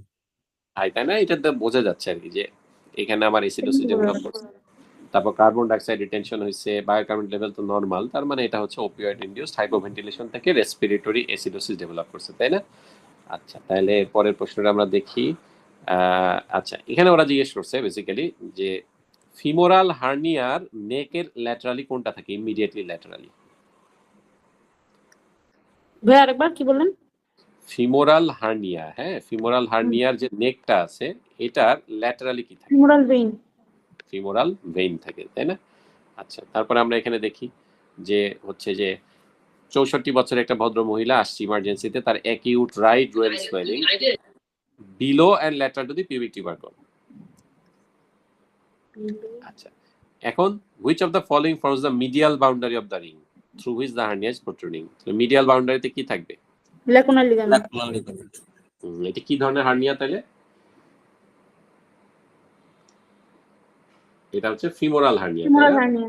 এটা হচ্ছে ফিমোরাল হার্নিয়া। ওকে, আচ্ছা, তারপরে প্রশ্নটা আমরা আগের দিন দেখছি যে নিচের কোনটা ডেভেলপ করবে না প্যানকোলাইটিসে, সেটা আমরা বলছি যে পলিআর্টারাইটিস ডেভেলপ করে না, মেডিসিনের প্রশ্ন। তারপরে এইটা এখন দেখেন একটু যে 82 বছরের একটা ভদ্র মহিলা, তার hemi arthroplasty of the hip হইল 6 ঘন্টা আগে। সে ইনসুলিন ডিপেন্ডেন্ট ডায়াবেটিক এবং তার নন স্টেরয়েডাল এনএসএইড খেতে অনেক দিন ধরে, 3 ঘন্টা পার হয়ে গেছে। তার ইউরিন আউটপুট মাত্র 20 ml, পালস রেট 120, ব্লাড প্রেশারও কমের দিকে 100/60 এবং তার ক্যাপিলারি রিফিল হচ্ছে 3 সেকেন্ড। ব্লাড ইউরিয়াতে দেখতেছেন সোডিয়াম নরমাল, পটাশিয়াম নরমাল, মানে সোডিয়াম একটু কম, ক্রিয়েটিনিন বাড়তি, ইউরিয়া বাড়তি। কি কারণ মনে হচ্ছে আপনাদের কাছে এটা? 82 বছর বয়স, ইউরিন আউটপুট কম, ডায়াবেটিস আছে, ইনসুলিন ডিপেন্ডেন্ট, লম্বা সময় অ্যানালজেসিক নিছে। অ্যানালজেসিক এনএসএইডস এর জন্য। আচ্ছা, টিউবুলার নেক্রোসিস ডেভেলপ করছে। আর এখন হচ্ছে যে তার কিন্তু capillary refill 3 second. Capillary refill 3 second মানে কি? পারফিউশন কমছে। পারফিউশন কম, তাই না? আচ্ছা, এখানে এটা হচ্ছে যে আপনাকে কনফিউজ করবে কোনটাতে? বেসিক্যালি এই তিনটা তো হবে না, তাই না? বেসিক্যালি এই দুইটা আপনাকে কনফিউজ করবে আর কি, যেটা কি লম্বা সময় এনএসএইড খাওয়ার জন্য হচ্ছে নাকি রিডিউসেবল পারফিউশনের জন্য হচ্ছে। এবং লম্বা সময় যদি সে এনএসএইড খেয়ে থাকে তাহলে বেসিক্যালি তার কি ডেভেলপ করার কথা? সিকেডি ডেভেলপ করার কথা, তাই না? আচ্ছা, সিকেডি যদি ডেভেলপ করতো তাহলে এখানে আমার পটাশিয়াম লেভেলটাও কিন্তু অনেকখানি ইনক্রিজ থাকতো। আবার সেইটা আমরা এখানে দেখছি যে পটাশিয়াম লেভেলটা অনেকখানি ইনক্রিজ নাই। আবার দেখা যাচ্ছে যে আমার এই পেশেন্টের কিন্তু হাইপোভলিমিয়াও আছে, কারণ কি তার ক্যাপিলারি রিফিল টাইম 3 সেকেন্ড। এই কারণে আমরা এইটাকে চুজ করব রিডিউসড রেনাল পারফিউশন, যে তার ভলিউম যেহেতু কমপ্লিটলি তাকে আমরা রিপ্লেস করতে পারছি না, সেই কারণে বেসিক্যালি তার ট্রানজিয়েন্ট রাইট অফ ক্রিয়েটিন আর ইউরিয়া হচ্ছে।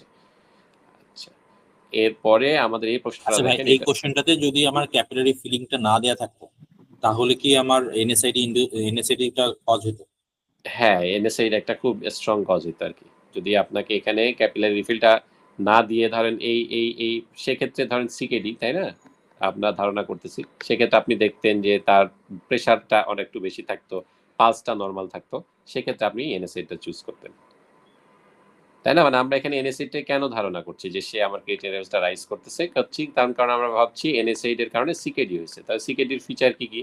সিকেডির ফিচার হচ্ছে যে তার হাইপারটেনশন থাকবে, তাই না? তারপর তার প্রোটিন ইউরিয়া থাকবে, তারপরে তার অ্যানিমিয়া থাকবে, তারপরে তার হাইপারটেনশনের কারণে ব্লাড প্রেশার আমি অনেক রেস্ট পাবো, হার্ট রেট নর্মাল থাকবে বা লোর দিকে থাকবে, তাই না? এগুলি কোনোটাতে এখানে নাই। এবং একই সাথে পটাশিয়ামও কিন্তু বাড়তি থাকবে, পটাশিয়াম বাড়তি থাকবে, ক্রিয়েটিন বাড়তি থাকবে, ইউরিয়া বাড়তি থাকবে। এখানে আমরা দেখতে পাচ্ছি যে আপনাকে একদম একটা সিনারিও দিয়ে দিছে যেখানে আপনি বুঝতে পারছেন যে তার রেনাল পারফিউশন বা হাইপোভলিমিয়া আছে। এই কারণে আমরা এখানে চুজ করতেছি হচ্ছে রিডিউস রেনাল পারফিউশন। আচ্ছা, এর পরের প্রশ্নটা দেখেন, এটাও মোটামুটি বিখ্যাত প্রশ্ন। এবং এখানে ওরা জিজ্ঞেস করছে যে which single respiratory test parameter is the best prediction for morbidity and mortality after surgery. এখানে যে 5টা আছে প্রত্যেকটাই বেসিক্যালি আমাদের মানে সার্জারির পরে মর্টালিটি মরবিডিটি বাড়াবে এরকম কন্ডিশন দেয়া, বাট এগুলির মধ্যে কোনটা বেশি, কোনটারে আপনি সবথেকে খারাপ ভাববেন আর কি, এটা আপনার কাছে জানতে চাচ্ছি। আচ্ছা, এখানে আপনারা দেখতে পাচ্ছেন যে রেসিডুয়াল ভলিউম রিডিউসড হয় কোন ক্ষেত্রে, কোন ডিজিজের ক্ষেত্রে? অবস্ট্রাকটিভ রেস্ট্রিকটিভ লাং ডিজিজ কোনটা ক্ষেত্রে হয়? রেস্ট্রিক্টেড হয়, তাই না? তারপরে হচ্ছে রেশিওটা যদি তারপরে এটা কি ইন্ডিকেট করছে, FEV1 বা FVC? Obstructive lungs. হ্যাঁ, এটা হচ্ছে অবস্ট্রাকটিভ লাং ডিজিজ ইন্ডিকেট করছে, তাই না? আচ্ছা, কনফ্রন্টেড ফ্লো ভলিউম লুপটা হচ্ছে রেস্ট্রিকটিভ লাং ডিজিজ ইন্ডিকেট করে। শোনা যাচ্ছে না। আচ্ছা, কনফ্রন্টেড লো ভলিউম লুপটাও কিন্তু রেস্ট্রিকটিভ লাং ডিজিজকে ইন্ডিকেট করে। মানে বেসিক্যালি এখানে যা আছে সবগুলোই খারাপ। এটির মধ্যে সবথেকে খারাপ হচ্ছে এই যে FEV1 লেস দেন 1 লিটার। কেন এটা সবথেকে খারাপ? তার কারণ ওরা এটা বেসিক্যালি ওদের একটা প্যারামিটার। কারো মনে হয় চারপাশে অনেক সাউন্ড আসতেছে ভাইয়া, কেউ কোন একজনের আশেপাশে থেকে প্রচুর সাউন্ড আসতেছে, একটু মিউট করে রাখেন ভাইয়া। তাইলে যেটা বলতেছিলাম আর কি, যেখানে প্রত্যেকটাই বেসিক্যালি খারাপ প্যারামিটার, বাট স্টিল এটার মধ্যে এটা বেসিক্যালি প্রশ্নটা ওরা কোনো ক্রাইটেরিয়া থেকে চুজ করা, এটা এইখানে দেয়া আছে আমাদের এই নোটের মধ্যে, ক্রাইটেরিয়াটা দেয়া আছে। এই নোটে আপনি যদি দেখেন তাহলে এই 5টার মধ্যে সবথেকে খারাপ মানে যেটা হাই রিস্ক ইন্ডিকেট করে ফর কিসের জন্য, morbidity and mortality after surgery হচ্ছে FEV1 is less than 1 litre. তাহলে আমরা এটাকে এইভাবে চুজ করব, যেহেতু এটা ওদের একটা সিলেক্টেড ক্রাইটেরিয়া থেকে প্রশ্ন করা। আমাদের এই রকম সিনারিও থাকলে FEV1 লেস দেন 1 লিটার এইটা হচ্ছে আমাদের কে ইন্ডিকেট করে যে এই রোগীটার সার্জারির পরে লাং রিলেটেড কজে মরবিডিটি মর্টালিটির চান্স অনেক বেশি। আচ্ছা, এরপরে আমরা এখানে দেখি যে 58 ইয়ার ওল্ড ম্যান, তার ইনগুইনাল হার্নিয়া সার্জারি হয়েছে, তার হচ্ছে একটা এনলার্জ হার্ট শ্যাডো আছে চেস্ট রেডিওগ্রাফে। নিচের কোনটা true for right ventricle? Muscular wall has a muscular wall that is normally thicker than that of left ventricle. এটা কি ঠিক না ভুল? ভুল, তাই না? আচ্ছা, তারপরে হচ্ছে যে রাইট ভেন্ট্রিকল কি apex of the heart form করে? নো। আচ্ছা, right border of the heart কি রাইট ভেন্ট্রিকল ফর্ম করে? Yes, true. হ্যাঁ করে। এটা কিন্তু চেস্ট রেডিওগ্রাফের কথা বলতেছে, খেয়াল করছেন? Right atrium. হ্যাঁ, রাইট অ্যাট্রিয়াম হচ্ছে আমাদের রাইট বর্ডারটা ফর্ম করবে, তাই না? এইটা তো ঠিক আছে নাকি? Right is directly related to the diaphragm, তাই না? ইনফিরিয়র সারফেস কে ফর্ম করে? আমাদের রাইট ভেন্ট্রিকল আর হচ্ছে লেফট ভেন্ট্রিকল, তাই না? তাহলে এটা হচ্ছে আমাদের উত্তর, true, is directly related to the diaphragm. আচ্ছা, এখানে ওরা জানতে চাচ্ছে যে the conducting system of the heart includes which one of the following anatomical structure. মানে ওরা বলতে চাচ্ছে এখানে যেগুলি আছে এগুলোর মধ্যে কোনটা ওদের হার্টের মানে কন্ডাক্টিং সিস্টেম? AB note. আচ্ছা, এটা জিজ্ঞেস করছে আপনাকে যে একটা পেশেন্ট হাইপোথার্মিয়া নিয়ে আপনার কাছে আসছে, কোন ইসিজি চেঞ্জটা আপনি এখানে পাবেন?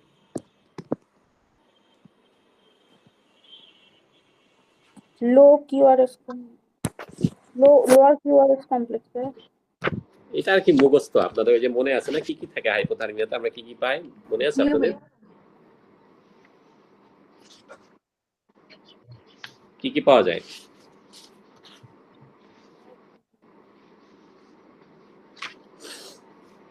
যে ওয়েভ পাওয়া যায় না একটা, মনে পড়ে আপনাদের? যে ওয়েভ থাকে, তারপর হচ্ছে আমাদের পিআর ইন্টারভাল বাড়ে, কিউআর ইন্টারভাল বাড়ে, এগুলি কিছু ছিল না? তাহলে এখানে আমাদের কোনটা আমরা পাচ্ছি? পিআর ইন্টারভাল বাড়বে, কিউআর ইন্টারভাল বাড়বে, কিউআরএস কমপ্লেক্সের লেন্থ বাড়বে এবং কিউটি ইন্টারভালও কিন্তু এখানে বাড়বে। তাহলে এখানে আমাদের উত্তর কোনটা হবে বোঝা যাচ্ছে? ডি। হ্যাঁ, প্রলং পিআর ইন্টারভাল। আচ্ছা, এই প্রশ্নটা দেখেন যে 75 বছরের একটা ভদ্র মহিলা আপনার কাছে আসছে, 3 মাস ধরে তার একটা পেইনলেস আলসার আছে on the sole of her left foot. Examine করে দেখলেন যে উনি মোটা, একটা 1.5 সেন্টিমিটার ডিপ আলসার আছে কোথায়, তার ফার্স্ট মেটাটার্সাল হেডের নিচে। তার ফুটকে আপনি দেখছেন ওয়ার্ম এবং তার পেডাল পালস হচ্ছে palpable, haemoglobin level normal, urea electrolyte level normal. তাহলে কি কারণে তার আলসারটা মনে হচ্ছে আপনার কাছে? পেইনলেস আলসার এবং ফার্স্ট মেটাটার্সাল হেডে।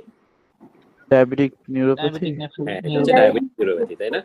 আচ্ছা, ইউজুয়ালি আর্টেরিয়াল আলসারগুলি কিন্তু পেইনফুল হয়, তাই না? আচ্ছা, আর ভেনাস আলসারগুলো ইউজুয়ালি কোথায় হয়? মিডিয়াল ম্যানুলাসের উপরে। মিডিয়াল ম্যানুলাসের উপরে। আচ্ছা, এইবার আমরা এটা দেখি যে এইখানে দেখেন যে 24 বছরের একটা ভদ্রলোক, তার একটা 2 সেন্টিমিটার লং ল্যাসারেশন হলো কোথায়? Lateral aspect of his lower leg. Physical এক্সামিনেশনে দেখলেন যে ল্যাটেরাল ম্যালিওলাসের অ্যান্টেরিয়রলি তার একটা ল্যাসারেশন আছে। তাহলে এখানে কোন রিস্টটা, কোনটাতে ড্যামেজ হয়েছে বলে আপনার কাছে মনে হচ্ছে? anterior to the lateral malleolus. Superficial peroneal না। Superficial peroneal nerve. Superficial peroneal nerve. আচ্ছা, এইটা দেখেন যে 48 বছরের একটা ভদ্র মহিলা, তার হচ্ছে পারসিস্টেন্ট ডায়রিয়া কিন্তু জ্বর নাই, এবং তার আবার অ্যাট্রিয়াল ফিব্রিলেশন আছে, ইরেগুলার পালস। তাহলে কি জন্য হচ্ছে এটা?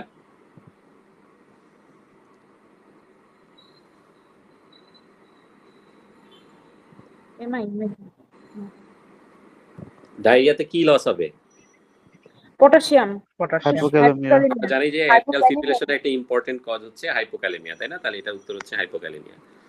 আচ্ছা, তারপরে আমরা এখানে দেখি যে 45 বছরের একটা ভদ্রলোক, তার 2 বার রেনাল কলিকের ব্যথা উঠছে। আলট্রাসোনোগ্রাম এক্সরে করে দেখলেন যে তার 2 কিডনিতেই পাথর। এরপরে আপনি এই ফাইন্ডিংস পাচ্ছেন, কি পাচ্ছেন? ক্যালসিয়াম লেভেল কি নরমাল না বেশি? বেশি। বেশি। আচ্ছা, এখন তাহলে এই ক্রিয়েটিনিন কি নরমাল না কম না বেশি? নরমাল। নরমাল। নরমাল। পিটিএইচ লেভেল কেমন? ওয়েট। আচ্ছা, আর ফসফেট? Phosphate normal. লোয়ার লিমিটে আছে, হ্যাঁ, লোয়ার লিমিট অফ নরমাল। তাহলে এটা কি মনে হচ্ছে এখন? মোস্ট লাইকলি কজ কি? প্রাইমারি হ্যাপাথাইটিস। এটা হচ্ছে প্রাইমারি হাইপারপ্যারাথাইরয়েডিজম। আচ্ছা, তারপরে আমরা চলে আসি অ্যালকালাইন ফসফেটেজ বেশি কেন ভাইয়া এখানে বলেন তো?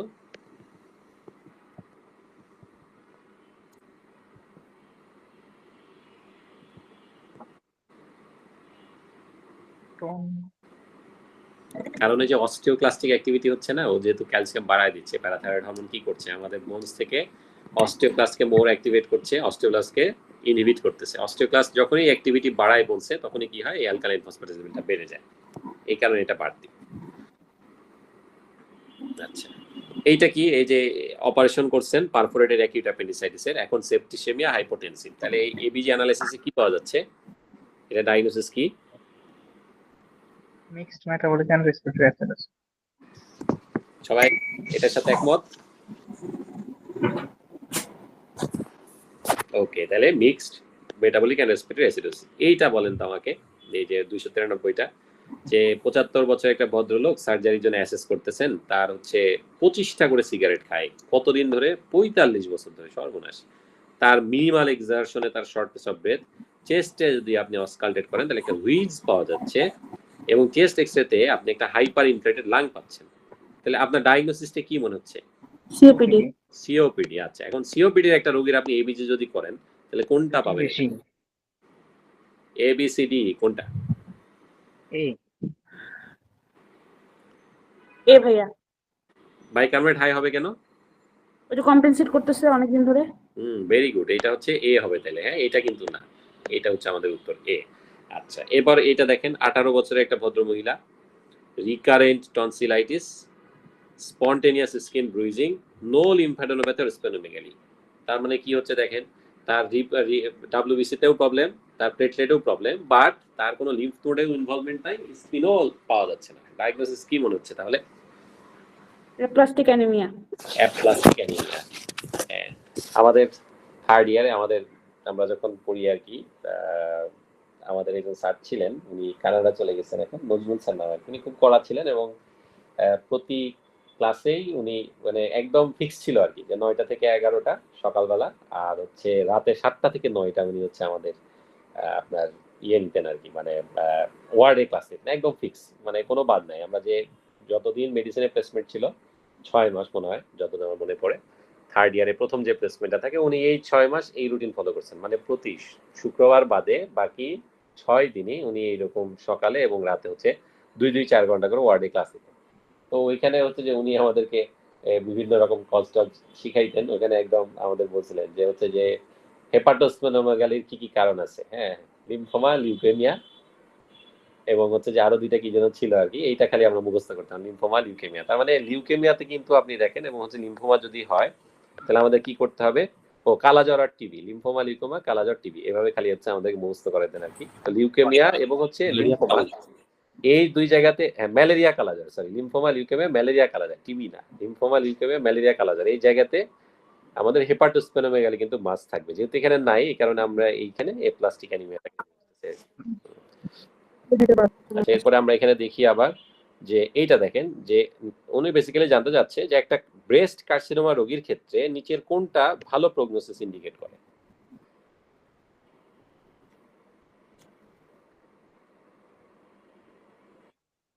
পিআর পজিটিভ হ্যাঁ, তাহলে এটা হচ্ছে ওটার উত্তর, তাই না?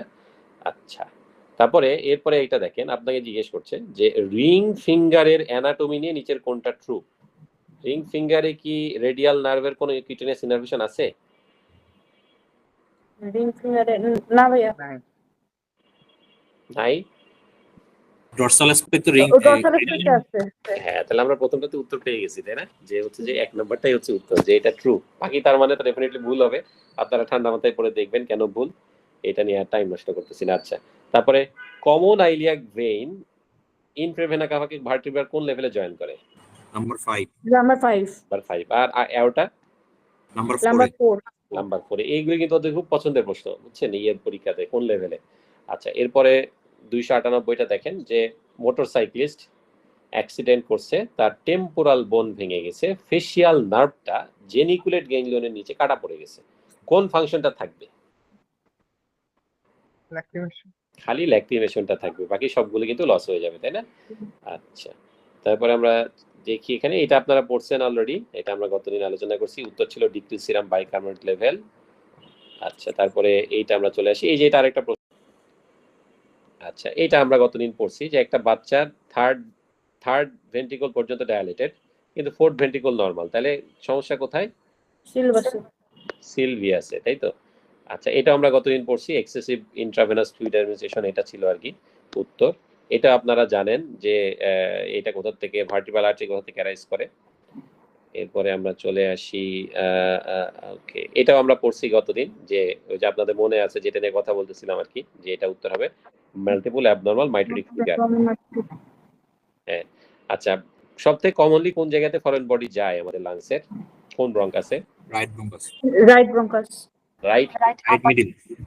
রাইট কোনটা? মিডলটা। Middle, Right. লোয়ার, কমন হচ্ছে লোয়ার, Lower. সবথেকে স্ট্রেট, বুঝতে পারছেন? রাইট লোয়ার লোবটাই সবথেকে স্ট্রেট আর কি, এই জন্য এইটাতে আমরা হচ্ছে যে পাবো রাইট লোয়ার লোব ব্রঙ্কাস। আচ্ছা, এইটা দেখেন তো, 39 বছর একটা ভদ্র মহিলা 10টা করে সিগারেট খাচ্ছে, একটা টেন্ডার লাম্প পাওয়া গেছে, ব্রাউন ডিসচার্জ আছে নিপল থেকে, আপনি ডায়ালেটেড ল্যাকটেশনাল ডাক্ট পাচ্ছেন। ডায়াগনোসিস কি? Dilated duct, brown discharge,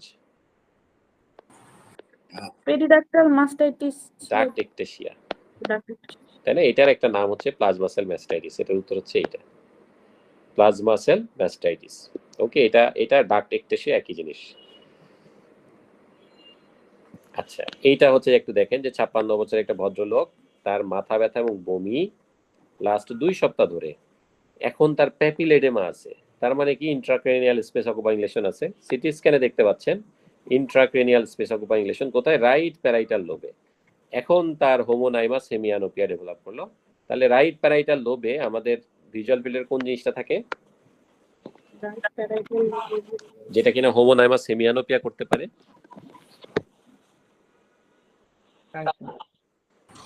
parietal লোবে কি কাজ না থাকে? হ্যাঁ, radiation. Optic radiation. Optic radiation, তাই না? আমরা তো জানি যে অপটিক ক্যাজমার পর থেকে যে কোনো জায়গায় কাটা পড়ুক না কেন, মোটামুটি কি হবে আমরা জানি, হোমোনাইমাস হেমিয়ানোপিয়া হবে এবং পিছন দিকে অপটিক রেডিয়েশনটা থাকে। তাহলে এটার উত্তর হচ্ছে অপটিক রেডিয়েশন। এটা তো দুধভাত প্রশ্ন। অ্যাট্রিয়াল ডিপোলারাইজেশন কি দিয়ে দেখায়? পিইউএফডি। আচ্ছা, এই প্রশ্নটা আপনারা বলেন তো, 65 বছরের একটা ভদ্রলোক, তার ইসকেমিক হার্ট ডিজিজ আছে, অ্যাট্রিয়াল ফিব্রিলেশন আছে, হঠাৎ করে দেখলেন যে তার একটা মোনোপেরেসিস, রাইট লোয়ার লিম্বে প্যারালাইসিস। কোন আর্টেরিয়াল টেরিটরি ইনভলভ মনে হচ্ছে আপনাদের কাছে? Right, left anterior Left cerebrum. anterior cerebral. এইটা তো সবাই নিশ্চয়ই বুঝতেছেন, তাই না? আপনারা তো জানেন যে আমরা, হ্যাঁ আপু, বোঝা যায়? জি ভাইয়া, হোমেনকুলাসের ওই হ্যাঁ, হোমানকুলাসে, তাই না? এটা যদি আমার একটা ইয়ে হয়, এটা যদি কর্পাস ক্যালোসাম হয়, এটা যদি আরেক সাইড হয়, তাই না? আপনারা জানেন যে আমাদের হাতের দিকটা নিচের দিকে থাকে, তারপরে মুখ, তারপর হচ্ছে বডি, আর পায়ের দিকটা থাকে এই দিকে, তাই না? পা থাকে এই দিকে। এখন এই পর্যন্ত আপনারা জানেন আমাদের যে এটা এই পর্যন্ত সাপ্লাই কার, এটা হচ্ছে আমাদের অ্যান্টেরিয়র সেরেব্রালের, আর বাকি পার্টটুকু হচ্ছে মিডল সেরেব্রালের। তাইলে আমার অ্যান্টেরিয়র সেরেব্রালের ঝামেলা, যেহেতু আমার প্যারালাইসিস হচ্ছে রাইট সাইডে, তার মানে আমার লেফট অ্যান্টেরিয়র সেরেব্রাল আর্টারি টেরিটরিতে ঝামেলা হয়েছে। আচ্ছা আচ্ছা, আমরা অ্যাট্রিয়াল ফিব্রিলেশনে কোন ওয়েবটা অ্যাবসেন্ট পাই? অ্যাট্রিয়াল ফিব্রিলেশনে কোন ওয়েবটা আমরা এ পাবো? ওয়েভ। হ্যাঁ, এটা জেবিপির কোন ওয়েবটা আমরা পাবো না আর কি, এ ওয়েব, তাই না? এটা আমাদের কমন প্রশ্ন।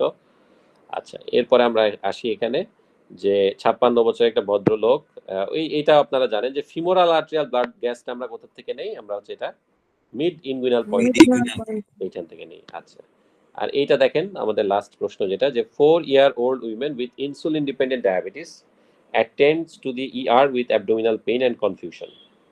He has been treated for 3 days with antibiotic for chest infection. The creatinine is 400 micromole per liter and blood sugar 42 millimole per liter. এই ইলেকট্রোলাইট অ্যাবনরমালিটির কি কারণ?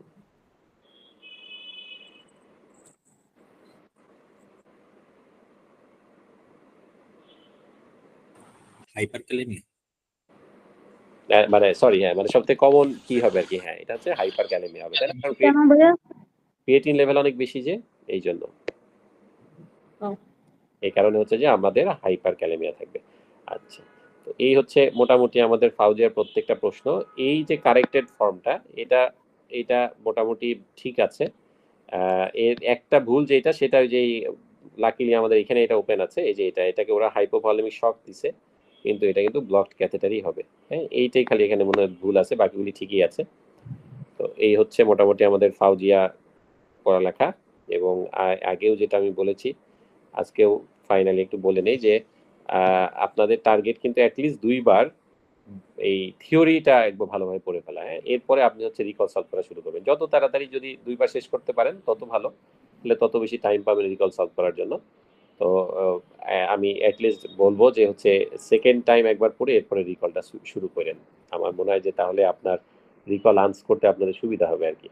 আর রিকল সলভ করার সময় চেষ্টা করতে হবে যে নিজে আগে ট্রাই করার, ভুল হইলে কেন ভুল হইলো এটা বুঝতে হবে, আর কোশ্চেনের ধারাটা কিন্তু বুঝতে হবে যে কোনটা কি ওয়ার্ড মিন করতেছে, এটা কিন্তু খুব ইম্পর্টেন্ট। আর যেই জায়গাটা আপনি বুঝতে পারছেন না, ওই জায়গাটা আপনাকে পড়ে ফেলতে হবে। পড়ে যদি তখনও আপনার বুঝতে কোনো সমস্যা হয়, তাহলে আমাদের লেকচারের ওই রিলেভেন্ট পার্টটা দেখে ফেলবেন। তারপরে যদি সমস্যা হয়, তাহলে তো আমরা তো আছি আর কি। মানে রিকলের যে টপিকগুলি রিপিটেটিভলি আসে, এইগুলি কিন্তু আপনাকে ভালো করে পড়তে হবে, কারণ হুবহু রিকল যদি এখন এখন আসে, এখনো যে আসে না তা না, আসে, কিন্তু সেক্ষেত্রে অনেক সময় কিন্তু কিছুটা চেঞ্জ করে ফেলে, স্টেম চেঞ্জ করে ফেলে, বাট টপিক কিন্তু সেম থাকে। এই কারণে ওই টপিকগুলি সম্পর্কে যেগুলি রিপিটেটিভলি আসতেছে, এগুলি কিন্তু বারবার ভালোভাবে পড়তে হবে। এখন একই জিনিস আপনি ধরেন অনেকবার, যেমন যে বললাম যে কিউবিটাল ফোসা, পপলিডিয়াল ফোসা থেকে আপনি কোশ্চেন পাবেনই। এখন দেখা গেল যে আপনি প্রথমবার যখন রিকল সলভ করতে যাবেন, তখন এই কিউবিটাল ফোসাটা আপনার মনে পড়ছে না ভালোভাবে, আপনি দেখে ফেলবেন। পরের বার যদি আপনি আবার আরেকটা কিউবিটাল ফোসা রিলেটেড প্রশ্ন যখন আপনি সলভ করছেন, তখন যদি আপনার মনে পড়ে যায় কিউবিটাল ফোসাটা ভালোভাবে, তাহলে কিন্তু আর দেখার দরকার নেই। কিন্তু ধরেন আপনি সেকেন্ড টাইম পড়ার সময় আবার বা অন্য একটা রিকল পড়ার সময় অ্যানাটমিক্যাল স্নাপ বক্সটা পেলেন, এটা আপনি মনে করতে পারতেছেন না, তাহলে আপনার আবার অ্যানাটমিক্যাল স্নাপ বক্সটা দেখে নিতে হবে। আবার মনে করেন যে আপনি পড়ার সময় আপনার ব্রাকিয়াল প্লেক্সাস আপনার মনে পড়ছে না, বা আপনার ভালোভাবে মনে পড়ছে, তাহলে আপনার আর দেখার দরকার নাই। মানে আপনি রিকল সলভ করার সময় নিজে চেষ্টা করবেন, যদি যে টপিকটা পড়তেছেন সেটা আপনার মাথায় থাকে, তাহলে এটা সেকেন্ড টাইম দেখার দরকার নাই, আপনি সেটা ওমিট করতে পারেন। কিন্তু যদি ওইটা আপনার ভালোভাবে মনে না পড়ে, তাহলে অবশ্যই আপনি দেখবেন, দেখে যদি আপনার কাছে বুঝতে সমস্যা হয়, তাহলে ওই রিলেটেড লেকচারটা দেখবেন, আর যদি তাতেও সমস্যা হয়, তাহলে আমাদের সাথে যোগাযোগ করবেন। তো তাহলে আজকে এই পর্যন্তই, খুবই অড টাইমে ক্লাসটা। স্টিল এটা আসলে ফাউজি আসলে 3-4 দিন গ্যাপে নিলে আসলে হয় না, এই কারণে আসলে পরপর 2 দিন নিতে পারলে ভালো হতো, বাট কালকে আমার ইভিনিং থাকার কারণে নিতে পারিনি দেখে আজকে আর্জেন্টলি নিয়ে ফেললাম। আজকে এই পর্যন্তই, সবাই ভালো থাকবেন। আসসালামু আলাইকুম ভাইয়া। ওয়ালাইকুম আসসালাম।